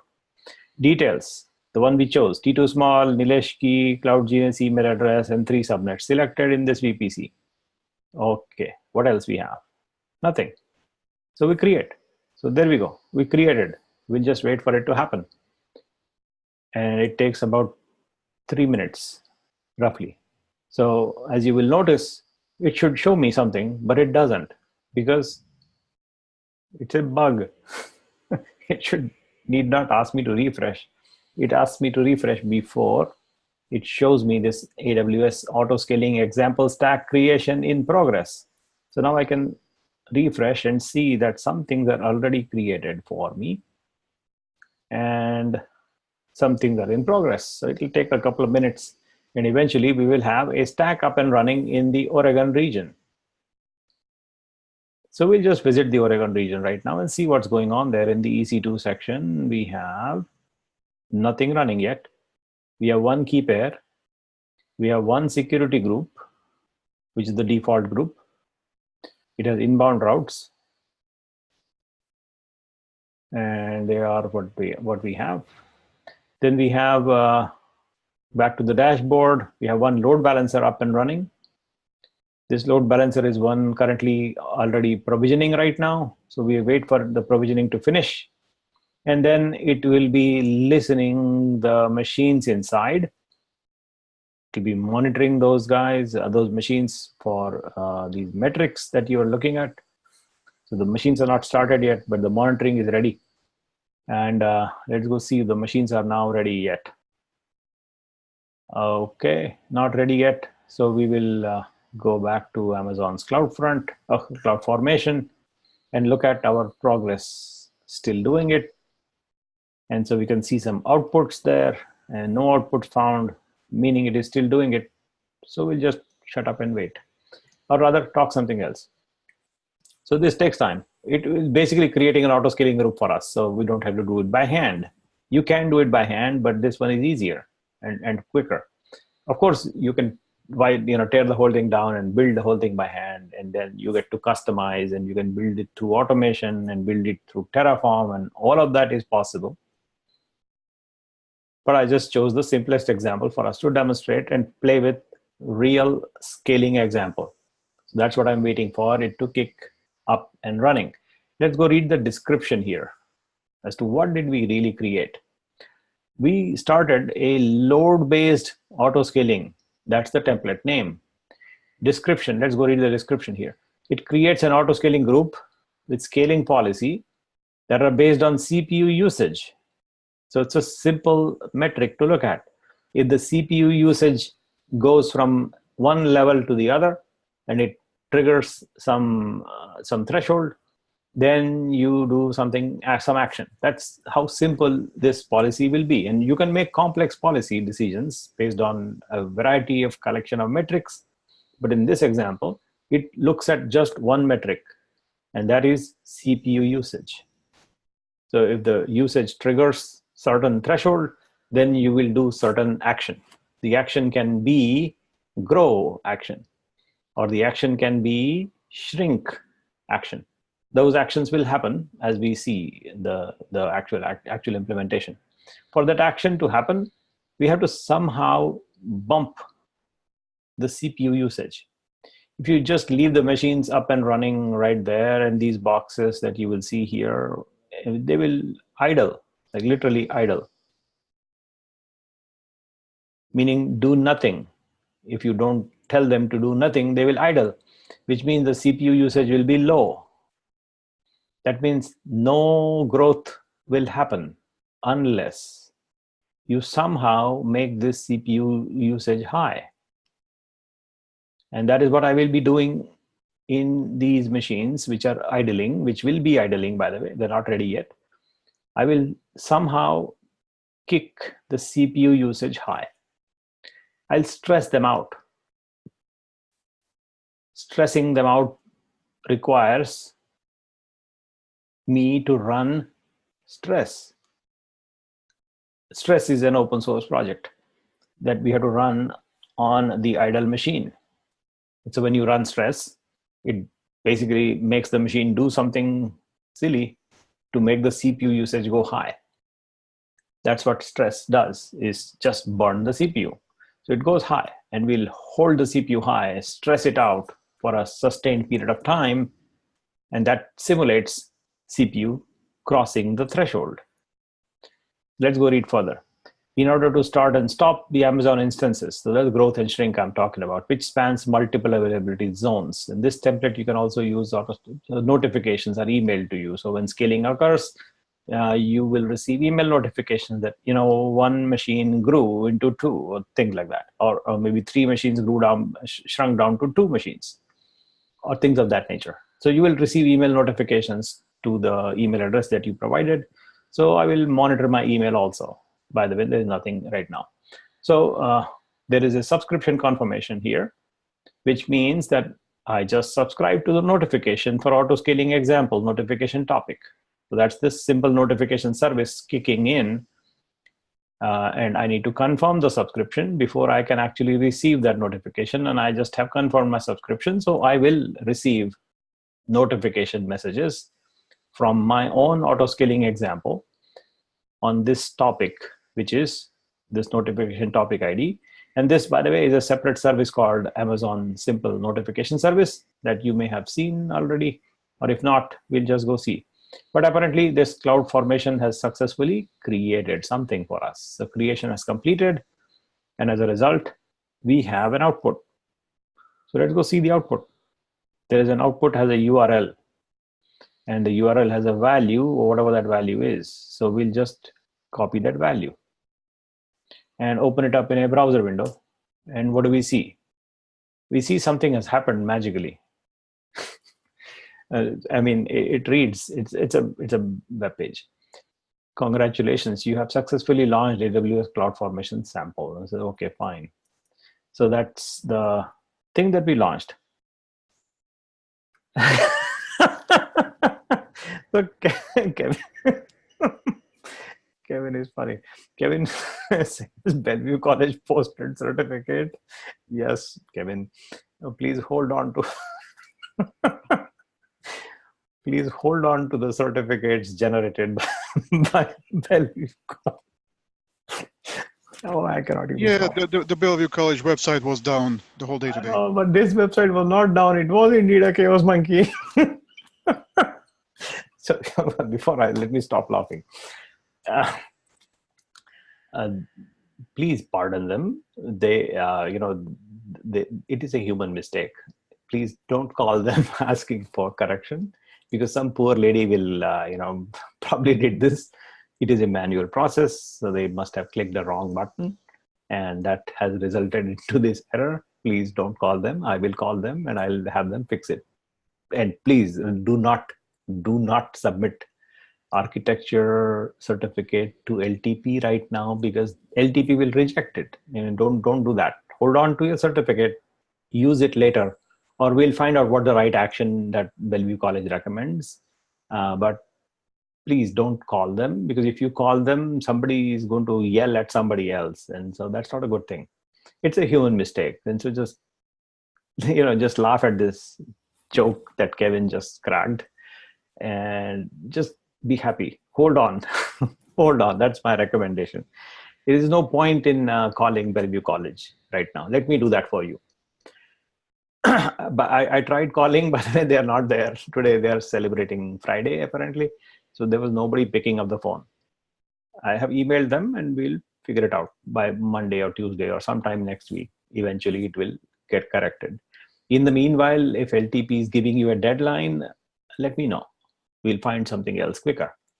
If there is no deadline for right now, hold your horses and just enjoy Kevin's joke about chaos monkeys. Okay. It's a human mistake. So somebody clicked the wrong button. That's what it looks like. I don't know for sure though. Okay. Chaos monkey.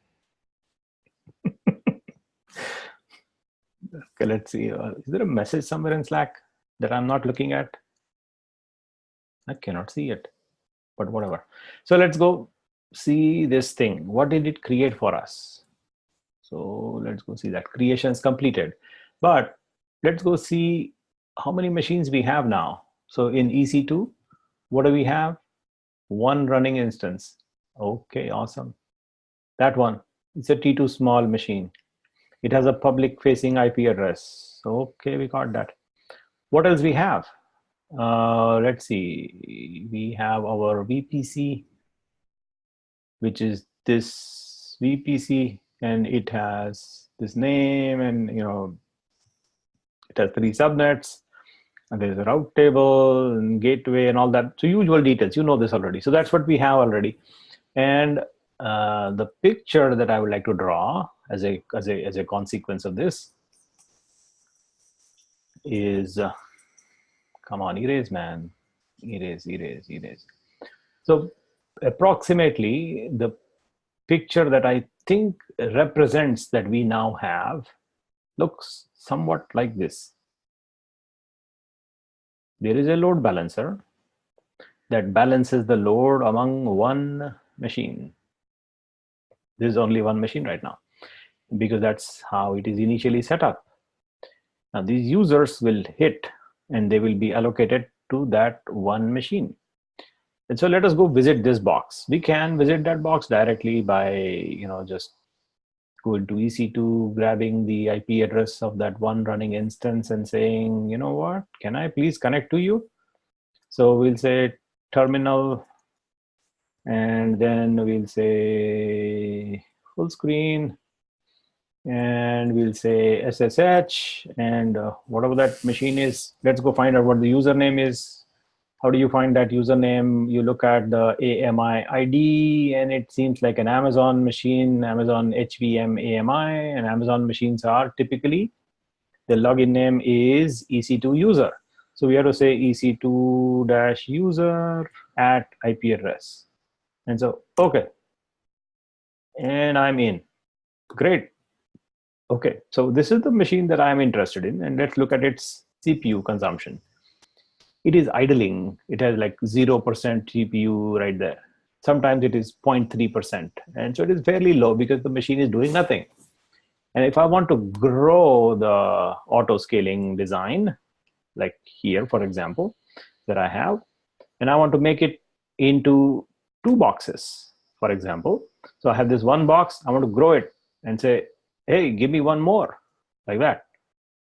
So that should happen automatically. That's the whole point, right? The whole point is it has to be automated. So we need to make it happen like this. And then this load balancer should automatically balance the load among 3 different boxes or 2 different boxes or just one box, depending on how much load is there.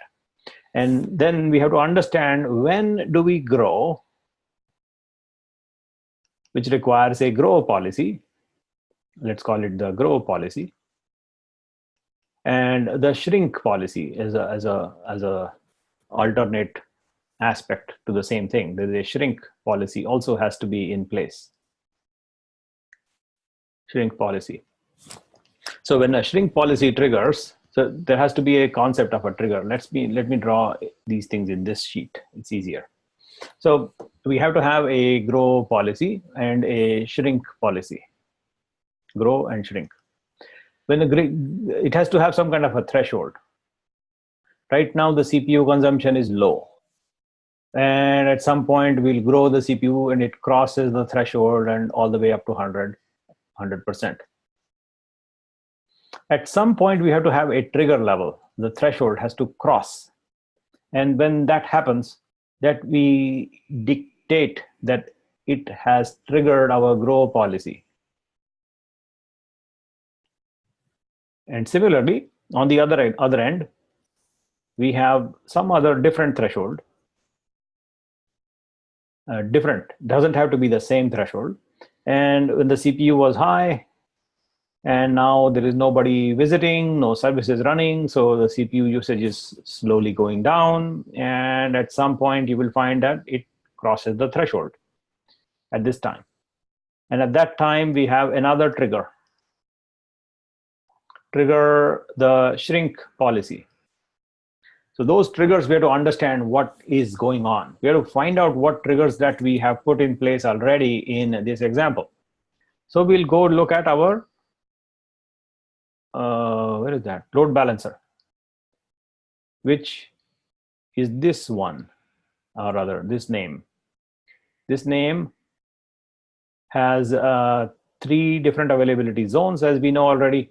And it has, listeners on port number 80, and it is forwarding to this location, which will have a connection to our or rather only one machine as the target. So this machine that we have up and running right now, this one is the instance ID. It is in the 2A availability zone. Port number 80 is open and it is healthy. So that is the auto scaling target that we are looking at. Basically, this translates to this picture where we just have only one machine right now. So this machine doesn't exist. This doesn't exist yet. So now another aspect about the policy itself. Where do you specify the policy? So if you go look at this one machine and I want to identify the grow and shrink policy, you need to call them out black and white. And that aspect is defined in your auto scaling group and launch configuration. So by a launch configuration, the idea is it knows exactly what needs to launch when there is a grow trigger and what needs to die when there is a shrink trigger. What does that mean? It needs to know exactly what is this, like exact detail, like what image used, what size used, and all that parameters have to be set out black and white, and that is called a launch configuration. We currently have only one launch configuration. In our current launch configuration, we have decided to use this AMI ID, which is the Amazon Linux that you're looking at here. And we are connected to it right now with a very low CPU usage.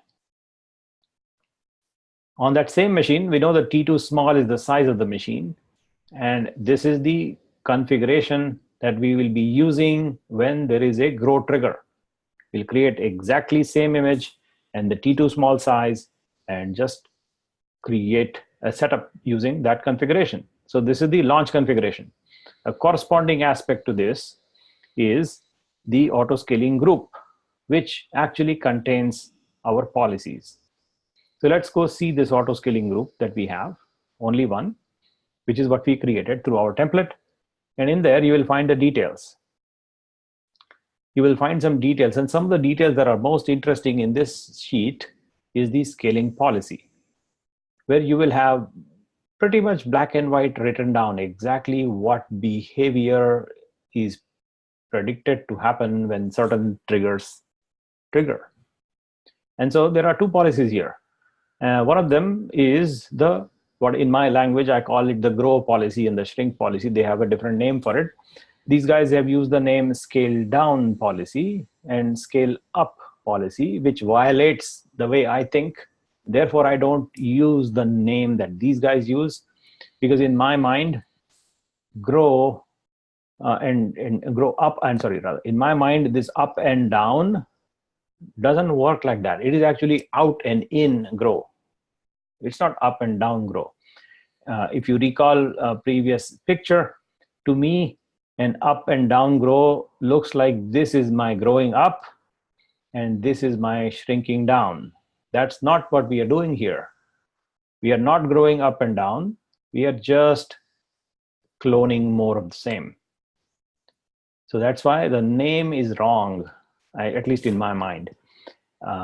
They may think it is right, but I don't care, or they don't care about me. But whatever. This is scale down policy, basically means shrink policy, and scale up policy means grow policy. So let's go begin looking at the grow policy first. We'll read that portion first. Scale up, as in grow policy. The policy type is simple, and it executes when something happens. So let's go see what needs to happen. We'll read it. It says auto scaling example, CPU alarm high number, breaches the alarm threshold, CPU utilization more than 90%, basically 90%, for 2 consecutive periods of 300 seconds. For the metric dimensions, auto scaling group name equals auto scaling example web server group number. In simple English, what does this read? It means for a period of 2 5-minute periods, if the CPU utilization is more than 90, then grow. That's what it means. And what does grow mean? Take the action, it to add one instance of grow action, you add it. And then do nothing for 1 minute before you allow another scaling activity, grow or shrink activity, any such thing. Before any other thing happens, wait for 1 minute.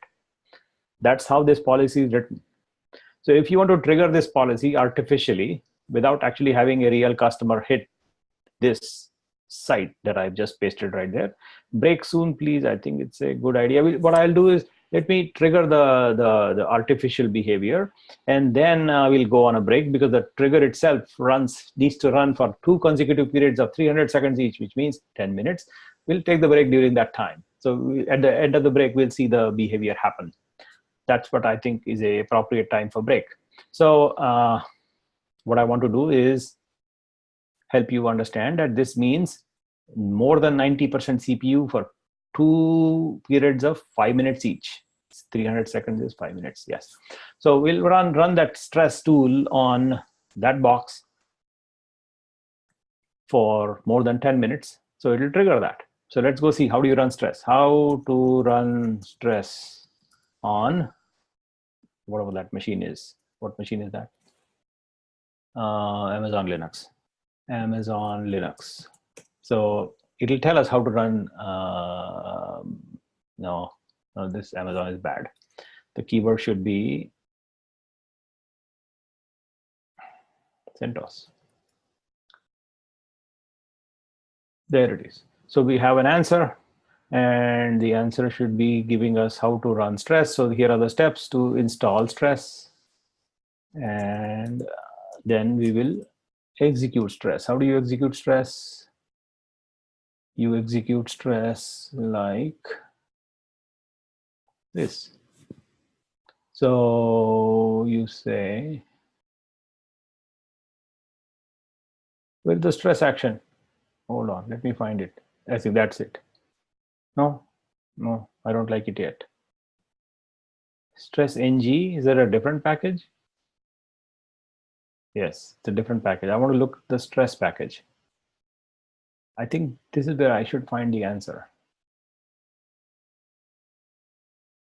This is the answer. I suspect this is the answer. So let's go read. I think we'll just install stress and figure out what the command line is for our stress function to execute. So yum install stress is the first step. We'll install a stress package directly. It needs to be root. So we'll say sudo yum install stress. And it says, okay, yes, go install stress. Now stress is loaded up on that machine. So we'll say stress, what? Stress help. And here we read how to run stress. The way to run stress is to spawn n worker processes. So we can count the number of CPUs and time out in 10 seconds, like that. So that's an example. So what I would like to do is customize it for our taste and run stress on this box for a period of 10 seconds. 10 minutes.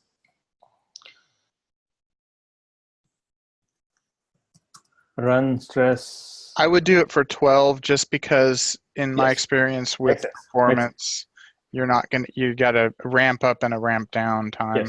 Yes. So we'll run stress for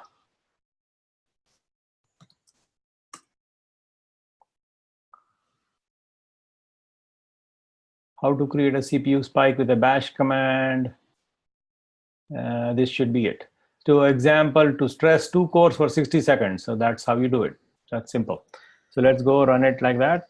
Here, I want to run 2 CPUs and timeout in 600 seconds, like, 10 minutes, for example. So I'll make it 12 minutes, right? So maybe 11 minutes. How about that? That sounds good. So we will run this command. We'll stress out that CPU, poor guy, this guy, and hey, you stress out. So that's what I want to do. And on the other window, what I will do is SSH connect to the other window on the same box and run top to watch it. As to what it is doing right now is only 1.1% CPU. And I will now initiate my stress and we'll take a break. So the stress starts now. It is dispatching hogs on that. So you'll see that it is CPU is 100% already, and that's a good thing. So we'll let it run for 2 minutes or another 10 minutes. We'll come back from break and watch the fun. So that's what's going on right now. And we'll start our break timer right here. Timer 7 minutes. Off it goes. And so let it run, and we'll take a break. And we'll also, yeah, leave this. We'll come back to it.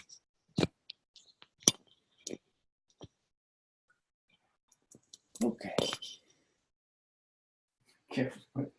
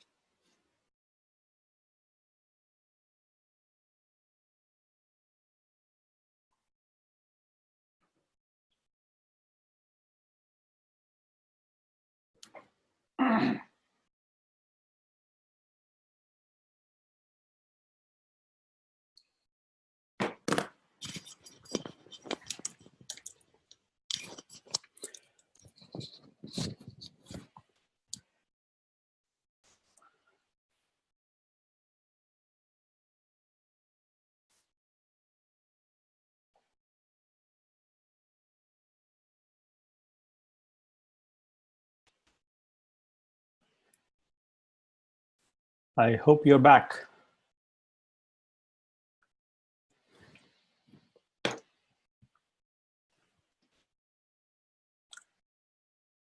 Are you? So I think you're back. am. You're back, I yeah. am. I think you're back.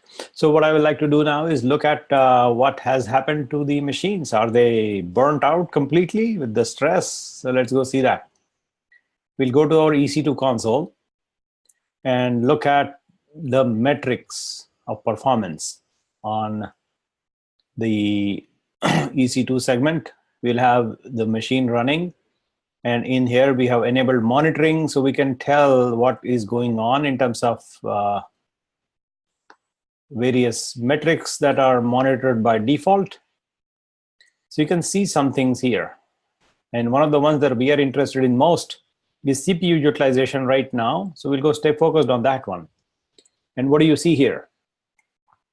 You see that roughly about, say, 7-8 minutes ago, that the CPU utilization has bumped straight to 97.66 and then to 99, consistently above 90 for a period of,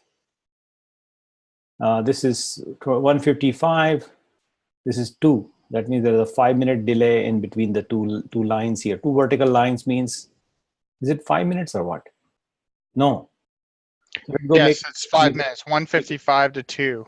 That's 5 minutes between. Yes. But why does it say in this? Let's go change the period a little bit. Well, then each dot is a 5 minutes. So when you had it selected to 1, now it's Okay. 1 dot is 5 minutes. Okay. But then you have the lines down below. Sweet.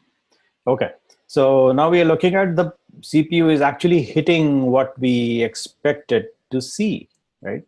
We expected CPU to grow beyond 90, and we like that to stay beyond 90 for a period of 2 consecutive periods of more than 2 consecutive periods of 300 seconds. That's the expectation from the policy standpoint. So let us see as a consequence if something has happened yet. Probably too early right now, but it is going to happen pretty soon. So we'll look at our launch policy one more time in terms of the scaling policy one more time. And we are going to read some of these details one more time again, specifically the up policy, the grow policy.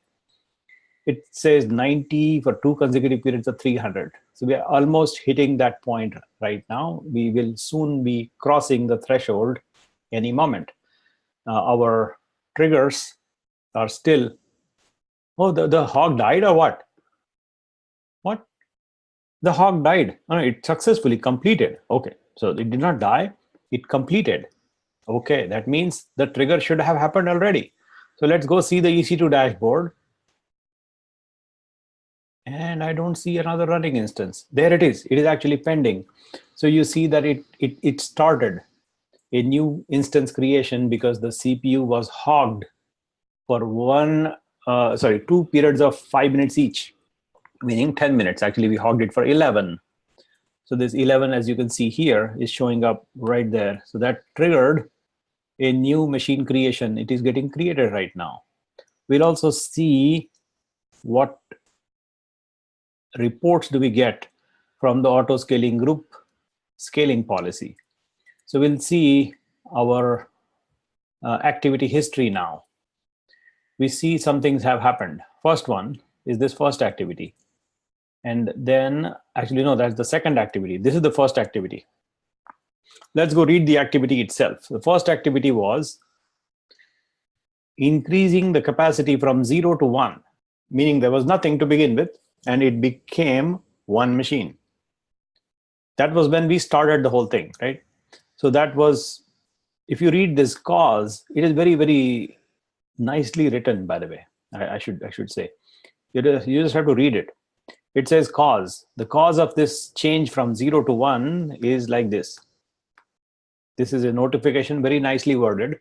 So let's go read that. It says at time something, as some time equal to whatever, a user request update of the group constraint to minimum 1, maximum 3, desired 1, changing the desired capacity from 0 to 1. So there are 3 variables here: minimum 1, maximum 3, desired 1, current value 0, desired capacity current value 0, desired capacity future value 1. And that was the reason why an instance was started in response to a difference between the desired state and the actual state, or desired capacity and actual capacity. The actual capacity was 0, the desired capacity was 1. And so that's the reason why it created a new machine to begin with. That's good to know. Next, we have another event actually successfully happen also, which is just happened, by the way. It just happened as in just 2 minutes ago, not 10 minutes ago, but 2 minutes ago. The one that recently happened is also successful. And it says launching a new instance, similar to that, similar to the first action, when it was 0 to 1 action. Now this time it is a 1 to 2 action. It says at certain time, this time, a monitor alarm, auto scaling example, CPU alarm high, number in a state, alarm triggered the policy, auto scaling example, web server scale up policy number, which is the scale up policy is our grow policy, by the way. And that grow policy triggered a change in the desired capacity from 1 to 2. Our desired changes. We need to now have 2 machines because the CPU was high for more than 90% for a period of, or rather 2 consecutive periods of 5 minutes each. And therefore, our desire has changed from 1 to 2. And therefore, at that time, a new instance was created in response to a difference between the desired capacity and the actual capacity, increasing the capacity from 1 to 2. That's what you just saw here. And as a result of this trigger, you now have 2 machines running. And here they are. And both of them are running. And let's go examine where they are. So this machine happens to be running in a subnet, which is Charlie Delta number 2. That one. So remember Charlie Delta number 2 here at the tail end. And we will now look at the other machine, this one. This machine is in a different subnet. It is in Echo 1 Foxtrot Charlie. It is the same VPC, but a different subnet. You will also see that its availability zone is a little different. One is in 2A, one is in 2C. That means that our machine actually got generated. And I don't know why my mouse would not work, but it got created here as opposed to here. Not here, but here, as in it got created in A and C as opposed to A and B. That's what you're looking at. By the way, right now, we know that in here, our CPU hogs are done doing stress. That means this action is completed, which also means currently there is not much stress. Therefore, CPU consumption is low. And I'm deliberately not running another CPU stress deliberately, because what I'm now simulating is the lack of workload or lack of CPU consumption. That's what I'm actually simulating by doing nothing, like holding my hands and just letting the machine run, both of them. So now on these 2 machines, you will notice the monitoring action shows then the second machine is pretty much idle. I mean, there was some very low CPU, 0.3 CPU at the very initial stages, but after that, nothing much. That's the second machine. The first machine, you still see that it was a trigger of about 11 minutes going up and then going down, and then it is also idling. So the first machine is also idling. There was a big spike that we caused because of a stress. We stressed it out, that triggered the creation of the second machine. And now we are doing nothing. So there is no customer who's actually putting a workload on our machines, which basically translates to machines idling. And when machines idle, the CPU percent goes down. And if it stays down below, I mean, it has to trigger the threshold, but we don't know what that threshold is. So let's go find out what the threshold is. And I don't know why my mouse would not work today.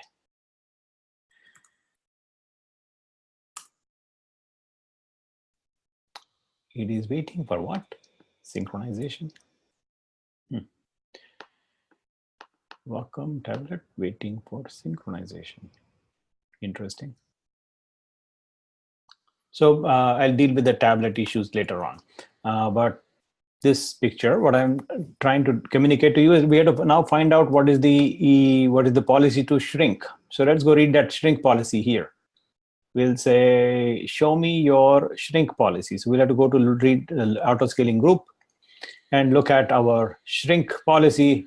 The shrink policy is known as down policy in this example. So we'll read the policy execution logic right there.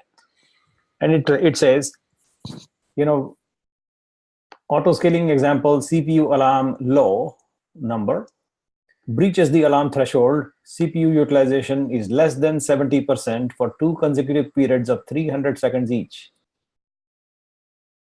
When that thing happens, less than 70 for 2 periods of 300 seconds, meaning 10 minutes of idle time, or rather less than 70% time. So 70% is the threshold that they have chosen in this policy. When that triggers, you remove one instance. And then wait 60 seconds before allowing another scaling activity. Can you tell me why is this important? Like, why is this wait period important? Anybody? Why is this necessary to have this wait period? Could that trigger another start thrashing? It has to balance out. Yes, the mathematical word for this is to introduce hysteresis. No, not this. Hysteresis. Yeah, that's the word. And it basically, it looks like this from a picture perspective. So you're deliberately introducing a gap in between those two red vertical lines. This line and this line. You deliberately shift them away from each other. If they are not like that, they're not separated, and if they're superimposing on top of each other, then we have a problem. The problem is called flip-flop. I mean, it doesn't know, the logic will not know whether to grow or to shrink, because it will get confused. And so it will randomly starting and stopping a bunch of machines for no good reason. That is not a good idea. And therefore, you deliberately introduce the delay which represents itself, like this picture shows, hysteresis. In magnetics, the hysteresis looks like this. But we are talking about computers, so it looks like this. So same idea, by the way, hysteresis. That's why that thing is important, is to wait 60-second period. And that 60 second is basically the distance between the black center and this red dot, this red line. And also the black center and that red line. So when it wants to grow, it follows the red arrow like this. When it wants to shrink, it follows that line like that. That's the concept underneath why we need to have a hysteresis in place to introduce that delay. Otherwise, the logic will confuse itself and randomly start and at the same time stop other machines, like frantically, because it might get confused in a wrong threshold pattern. And so that's what you want to avoid. So you write like this to avoid flip-flop. So we are waiting our 10-minute period for the shrink policy to trigger.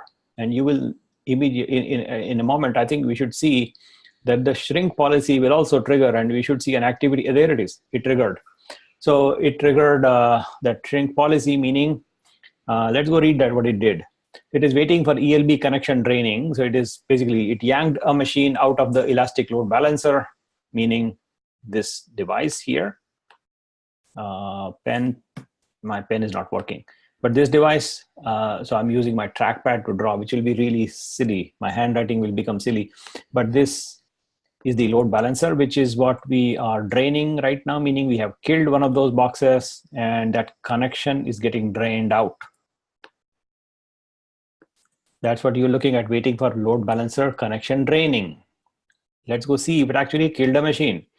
We'll go to another window And in that other window, you will find that the running instances are still running.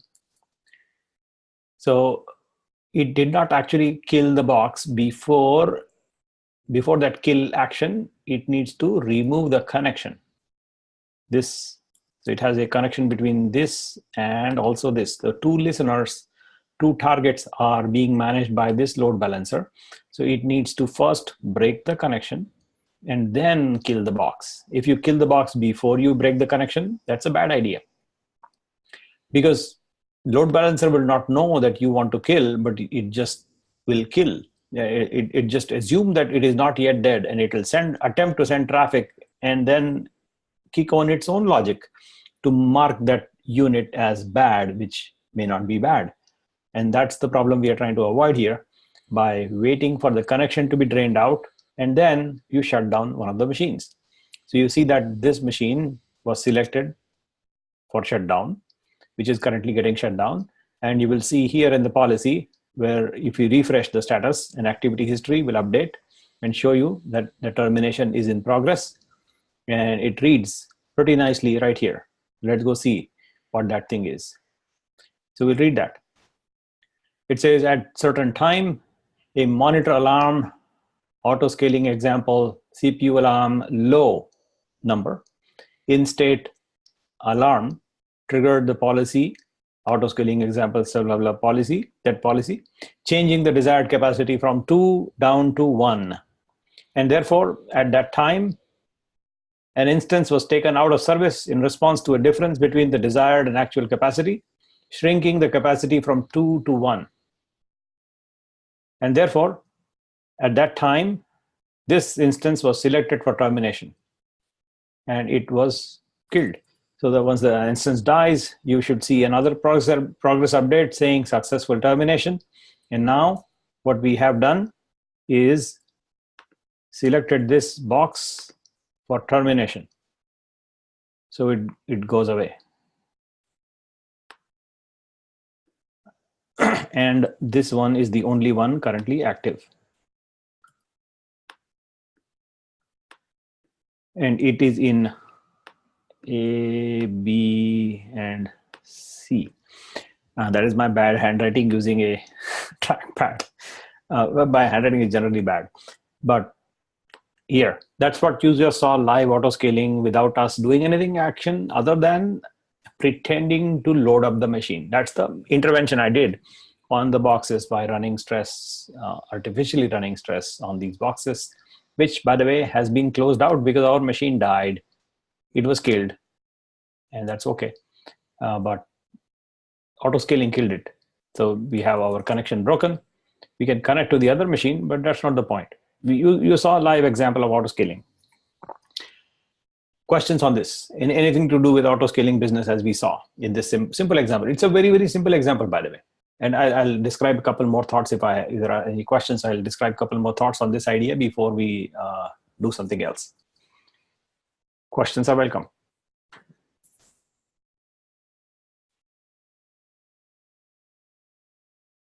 No questions. Okay. On the if you were to do, so you've done this on the auto scaling, and you're using Amazon's auto scaling functionality, but all of the other examples you provided was the hard way, doing it manually ourselves. Is there applications out there? Are there? You have to write some code. You have to write some Ansible code or some other code to make it happen. But yes, it is possible. Okay. So there's nothing, there's no template, or there's no you will find it. If you go Docker image application that will, like the what was it, the proxy. There's no load balancer Docker image out there that you just plop in and it handles all the load balancing for you. So what happens? Let me describe these thoughts. I think these are good questions, but I'll tell you what you are actually likely to run into when you deal with the question at hand. So let's go understand. First thing. First one is that policy about when to grow and when to shrink. This is a business issue. not a technical. Right? That's the first thing you need to understand, that it is a policy decision that a company needs to make as to when do I grow and when do I shrink. It is not as trivially simple as just looking at a CPU metric.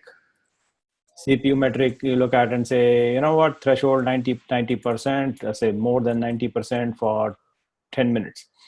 That's not how real life is. I mean, that's a silly example. You know, less than 70 for 10 minutes. That's a silly example. I mean, you saw these examples live and it's easy to implement. That's why it is done like that. In most businesses, that's not how you actually implement a business policy, because that may not be relevant. It is important. CPU consumption is important. Don't get me wrong. But that is not the only thing to look at. When do you grow? When do you shrink? There are lots of business issues that you need to actually account for. Sometimes you might have a situation when you have a system which successfully runs just fine at CPU 91%. And if you just arbitrarily select this policy line number 12, you will have a problem at hand for no reason. If CPU is 91 and your customers are happy, if that's the case, would you like to keep it that way if the customers are happy, or would you want to spend more money and just get, hold on. Would you, when you notice that your CPU is 91%, but however, customer is just happy. Now, in that case, would you still invoke policy number 12, line 12? No, you should not. Because if you do, you're wasting money. Customer is happy is the most important thing to look at. No matter whether your CPU consumption is 91 or 89 or whatever else that number may be, these numbers are irrelevant. All these things, these metrics that we talk about and we discuss, and they go great lengths in monitoring these parameters for you, but they're all BS to me. What is most important is this is the only metric. This is the only metric that matters. And so that metric is very hard to measure. That's the challenge. That's why you don't find a ready solution that is easy to just grab and apply to a design, because it is not easy to measure customer happiness. It is actually a very hard problem. It is easy relatively in smaller situations. Like, I can, like me, in my case, I can ask each and every one of you, hey, how are you doing? Is it working for you? Is things working? Are you happy? Are you satisfied? Are you not satisfied? What hurts? What is bad? What is good? Please tell me. And it is very kind of you to tell me that up front. Very, very black and white. You're honest and you just tell me, hey, this is good, this is bad. Great, thank you. That's possible in small setups. It is absolutely difficult to gather correct feedback and find out if a customer is happy or not, because that is what business is about. It is not about CPU metrics or any other metrics. That is all irrelevant. You tend to infer customer happiness through a variety of proxies. So you cannot actually get to this number, whether customer is happy or not. It is easy for me. I just call you, hey, Rob, how are you doing? And are things okay? Are you happy? Do you want to change something? You want to modify something, add something, remove something? I can quickly, interactively do it on Slack chat, and I can find out whether you are happy or not. That's not easily possible in most cases, by the way. The way that, but for this particular situation where you're balancing load, the happiness factor here is response time. And we know that we want to have a response time less than a second for certain applications, and no more than 3 seconds for certain applications. So I agree that it's hard, but it is a quantifiable number that we can get, and it's based on the application performance, and that's why you run the performance testing on a specific box with specific loads and things like that. I mean, there's a whole science behind performance testing. I've done it before. Yes. And so that's where these that's why I was asking. I wasn't asking about the numbers. I was asking about that functional piece that Amazon's giving us, where we plug in these numbers. Are there load balancer type Docker images and applications that we don't want to use Amazon's because maybe we don't want to pay for it, but we'll use our own version of it, and we'll be able to make modifications to the to it a little bit better, or we find a better proxy for, just like we found this other proxy, we found a better load balancer. That's what I was asking, because I know that you found quite a few other services in Docker Hub and other places that mimic what Amazon already does, but we have to pay for it. So that was really my question, is do we have a free version of a load balancer that we can use? Yes, Anywhere. I already demonstrated that to you. It's called Traffic. Traffic, thank you. And what you can do is use Traffic as the load balancer. And behind the scenes, you can scale your containers up and down like line 22. Right? You saw this example last time, yeah. right? Yeah, and I forgot about that. Yeah, Sorry. no worries. So but the key question is, when do you trigger a scale out or a scale in action? The trigger essentially is customer metric. It's a customer focused proxy.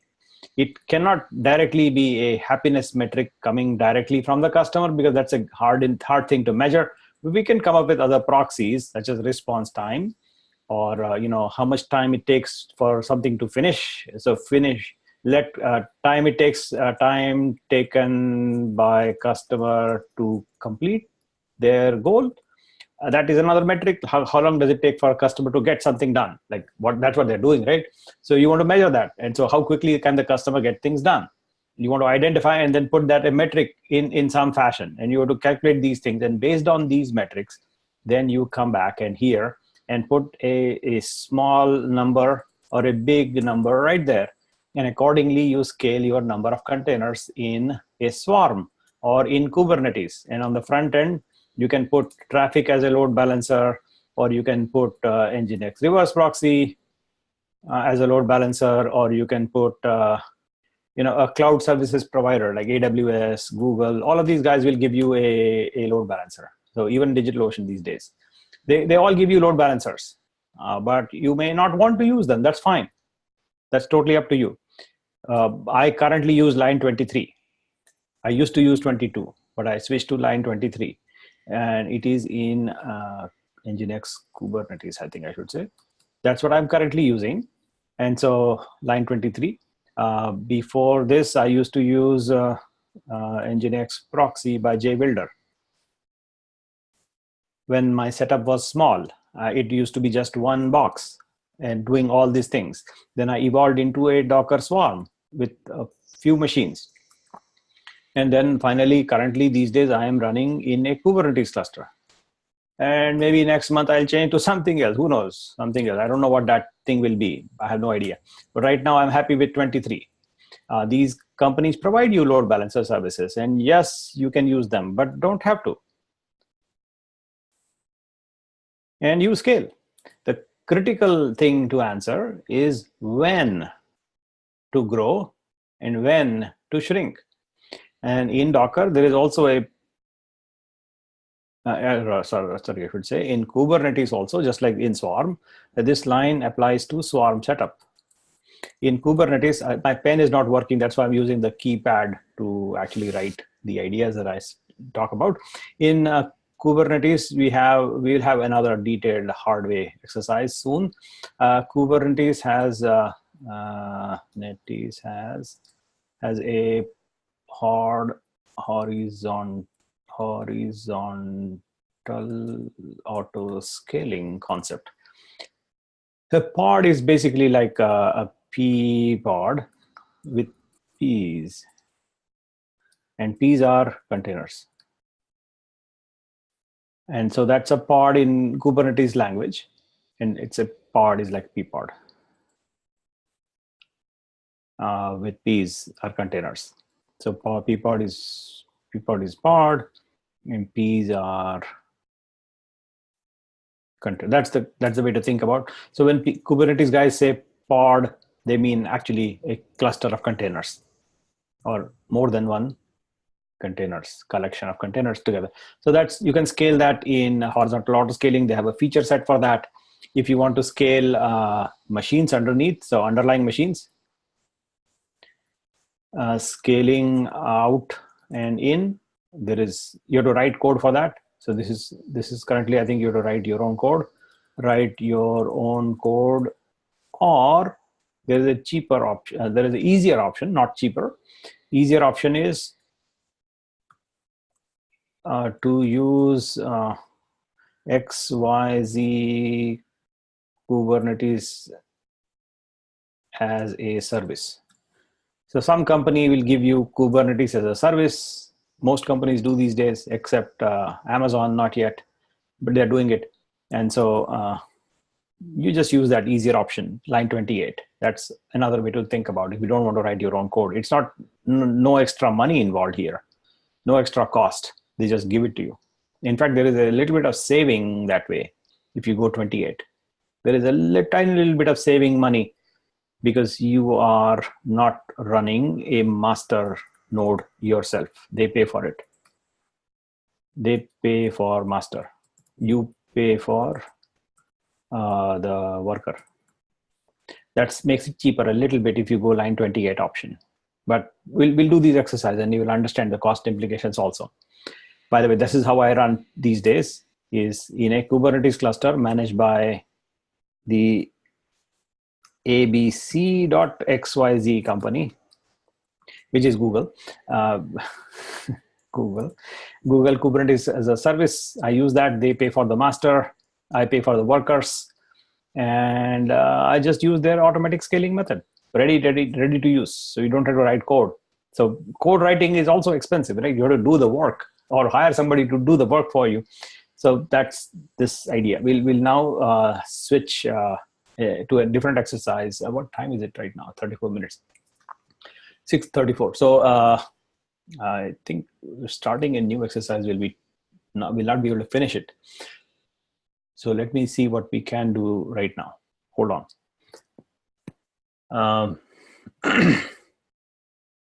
I think we can do a short case, really short case. So let's discuss that. It needs my pen to function. Okay, welcome.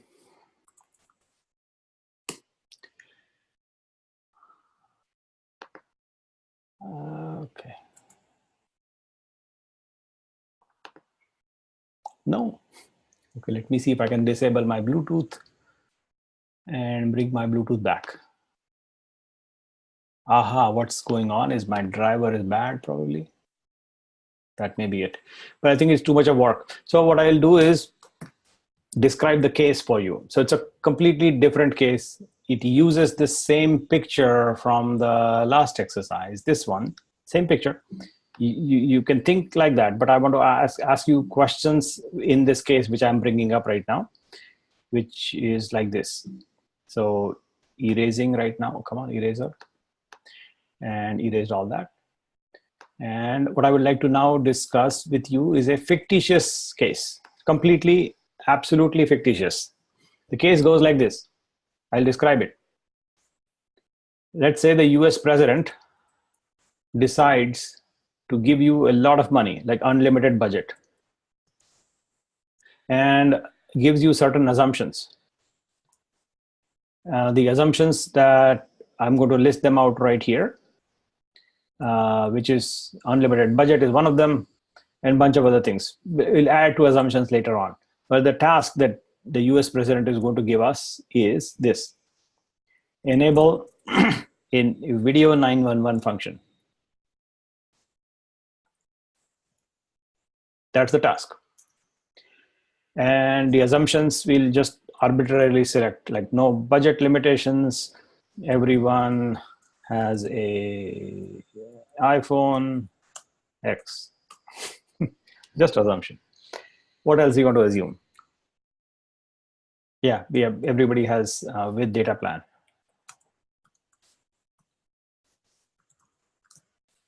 Yeah. So how would you go about thinking this activity? Right? That's the task. Now help me understand. We'll add to certain more assumptions as we go along, but what would you think? about? And how would you approach solving this problem?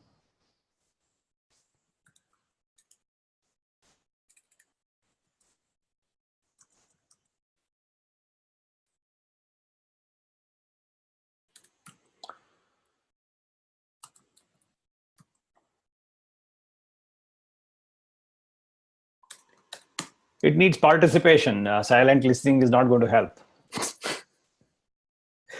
So please discuss if you can, or you should.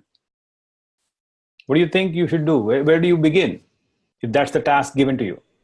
Get the requirements a little bit more specific. What does he mean by video 911? What does that mean? Okay. Start describing the picture in his head or her head. What is it that this really means? Yeah, is it real time or is it pre-recorded? Is it two-way? Is it one way? Is one video stream and the other way is just sound? So it's FaceTime call to emergency services, right? It's a two-way FaceTime call, and it is recorded.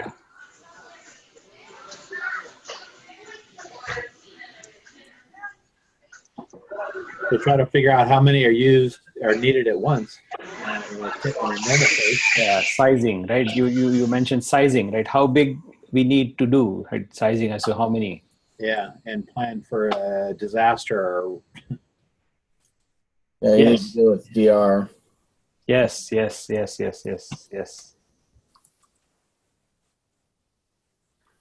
What else? How would you begin the sizing discussion? Like, how would you, how do you eat an elephant?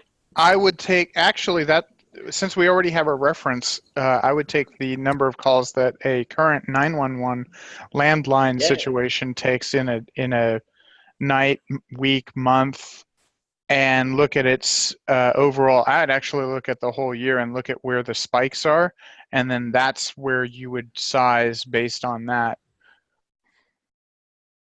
Yes, beautiful. So look at spikes. That brings up to another interesting idea to think about. Just a random, since we're talking about this, there is a correlation between the full moon and the spike of 911 calls. I think other people have read about that. Yeah, that is true. I don't know why, but apparently there is. So the idea behind this concept about spikes, and that is something that I would like to ask you this question. You know about spot instances, right?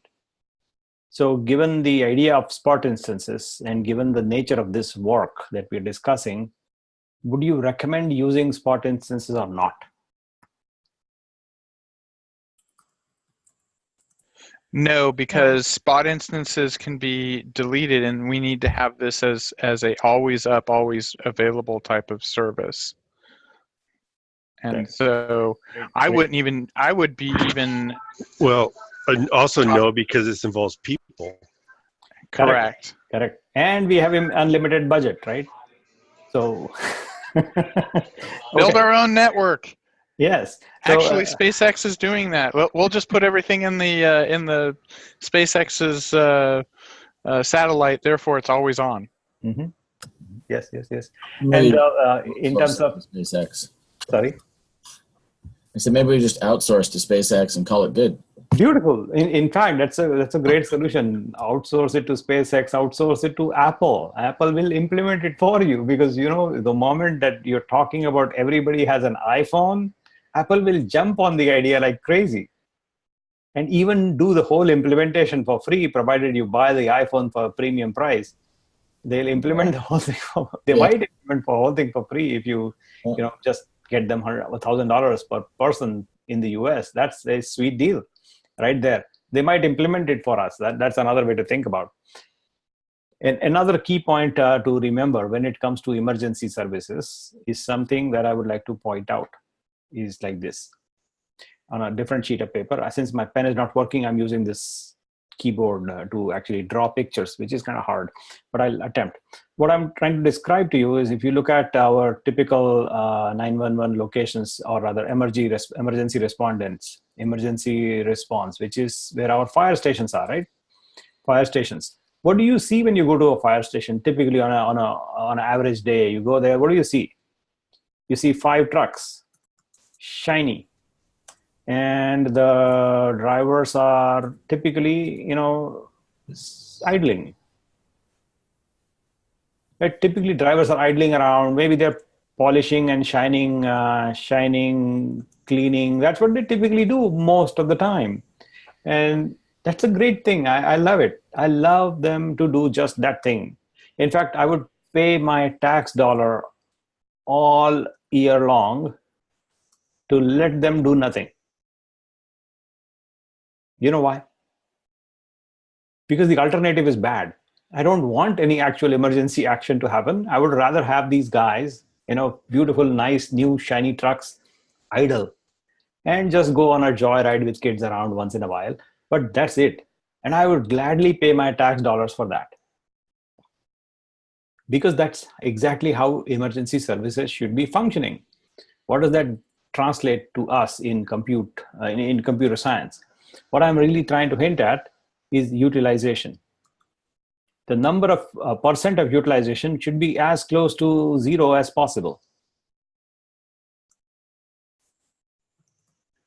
And leave a lot of what I call gap, or rather room, for sudden demand.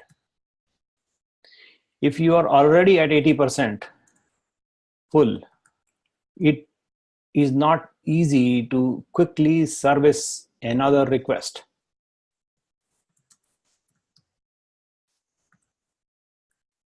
Because if you have like 5 trucks and 4 of them are already out in service, and you have one more emergency call, you can handle the 5th one.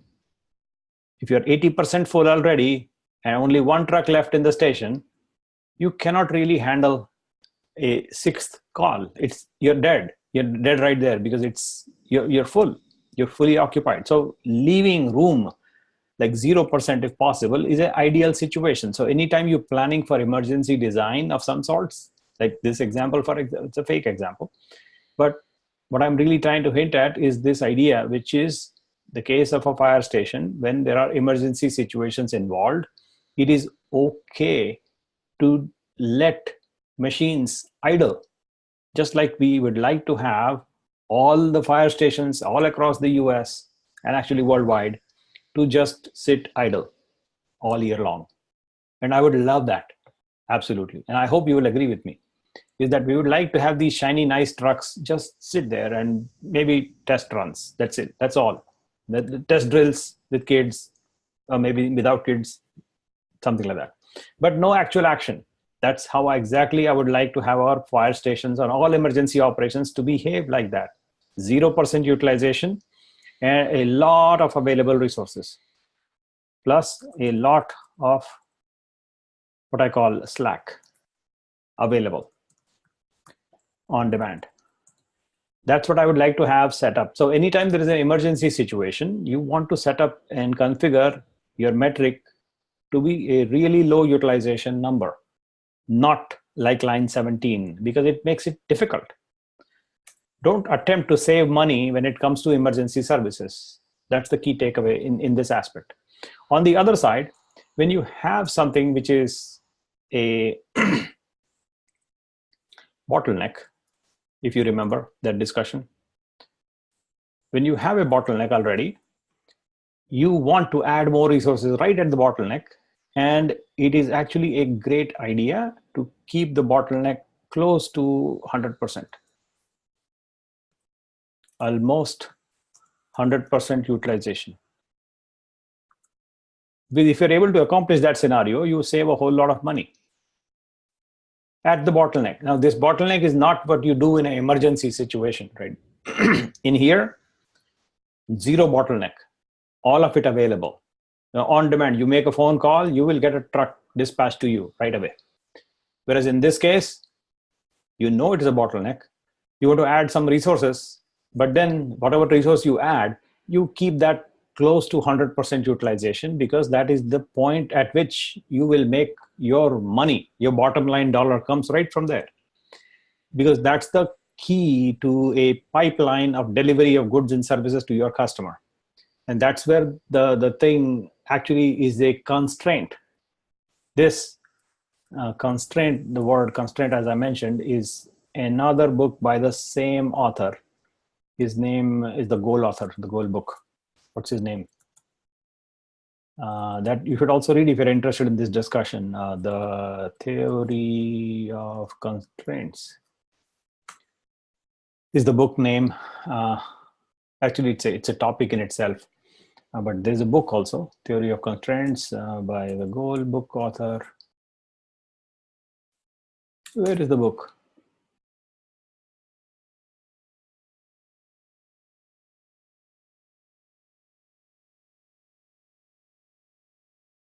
I should search Amazon instead, I guess. Goldratt, maybe, yeah, Goldratt.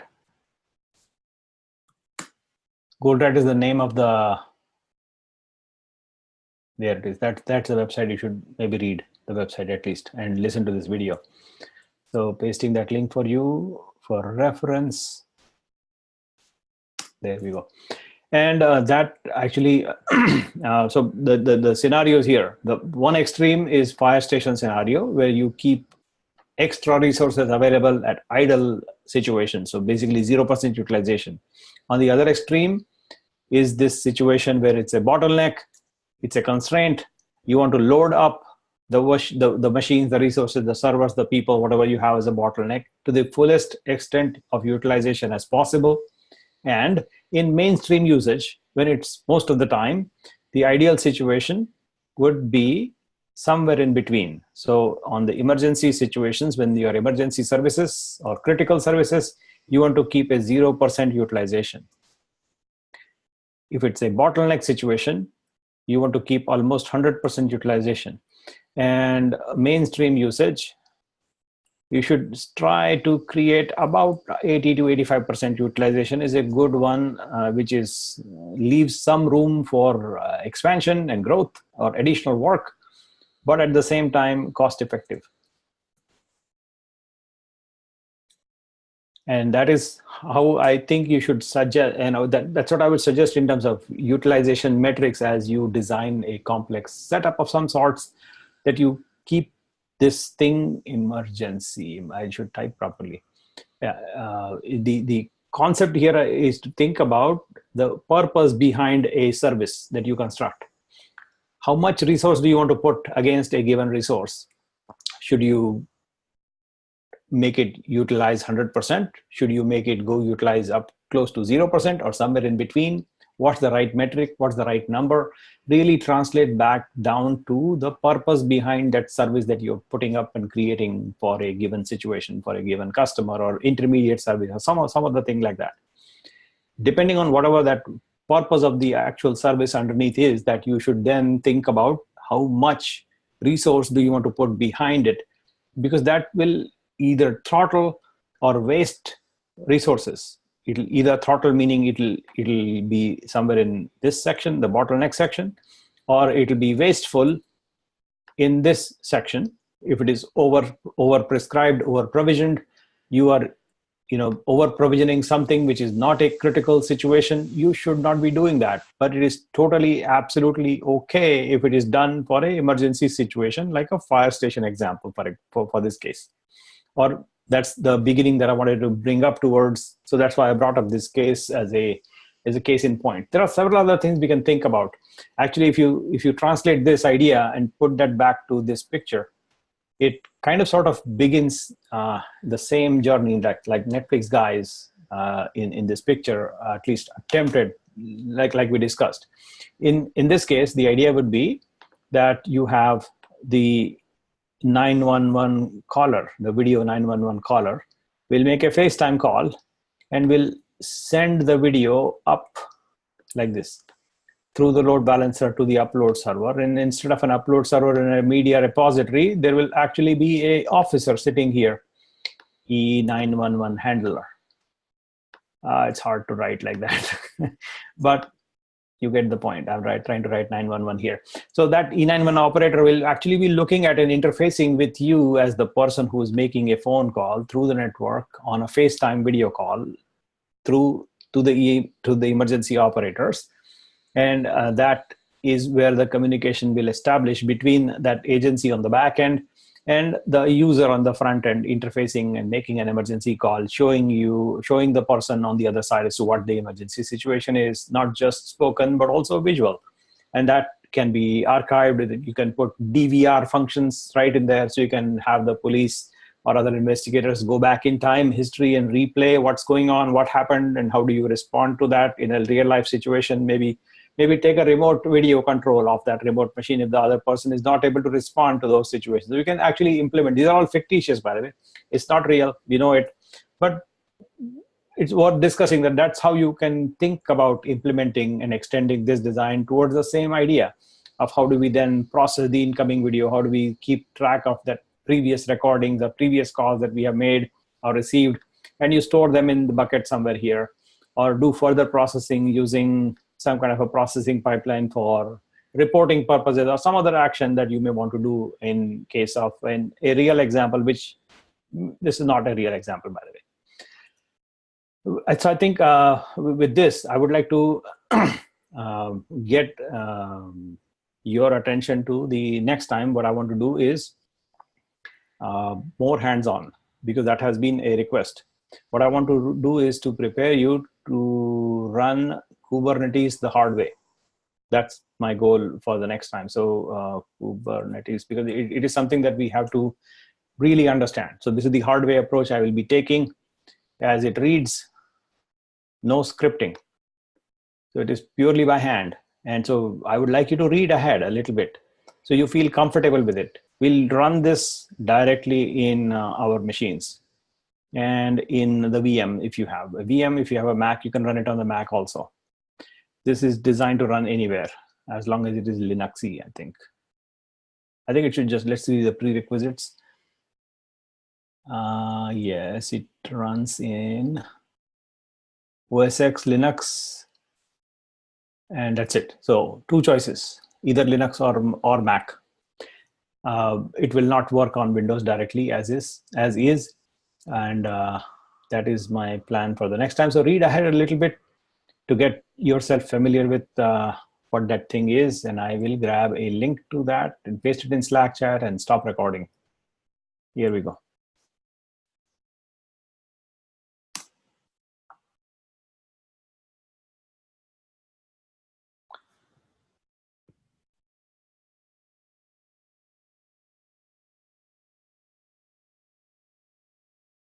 So I'm stopping the recording right now and listening for questions. I will also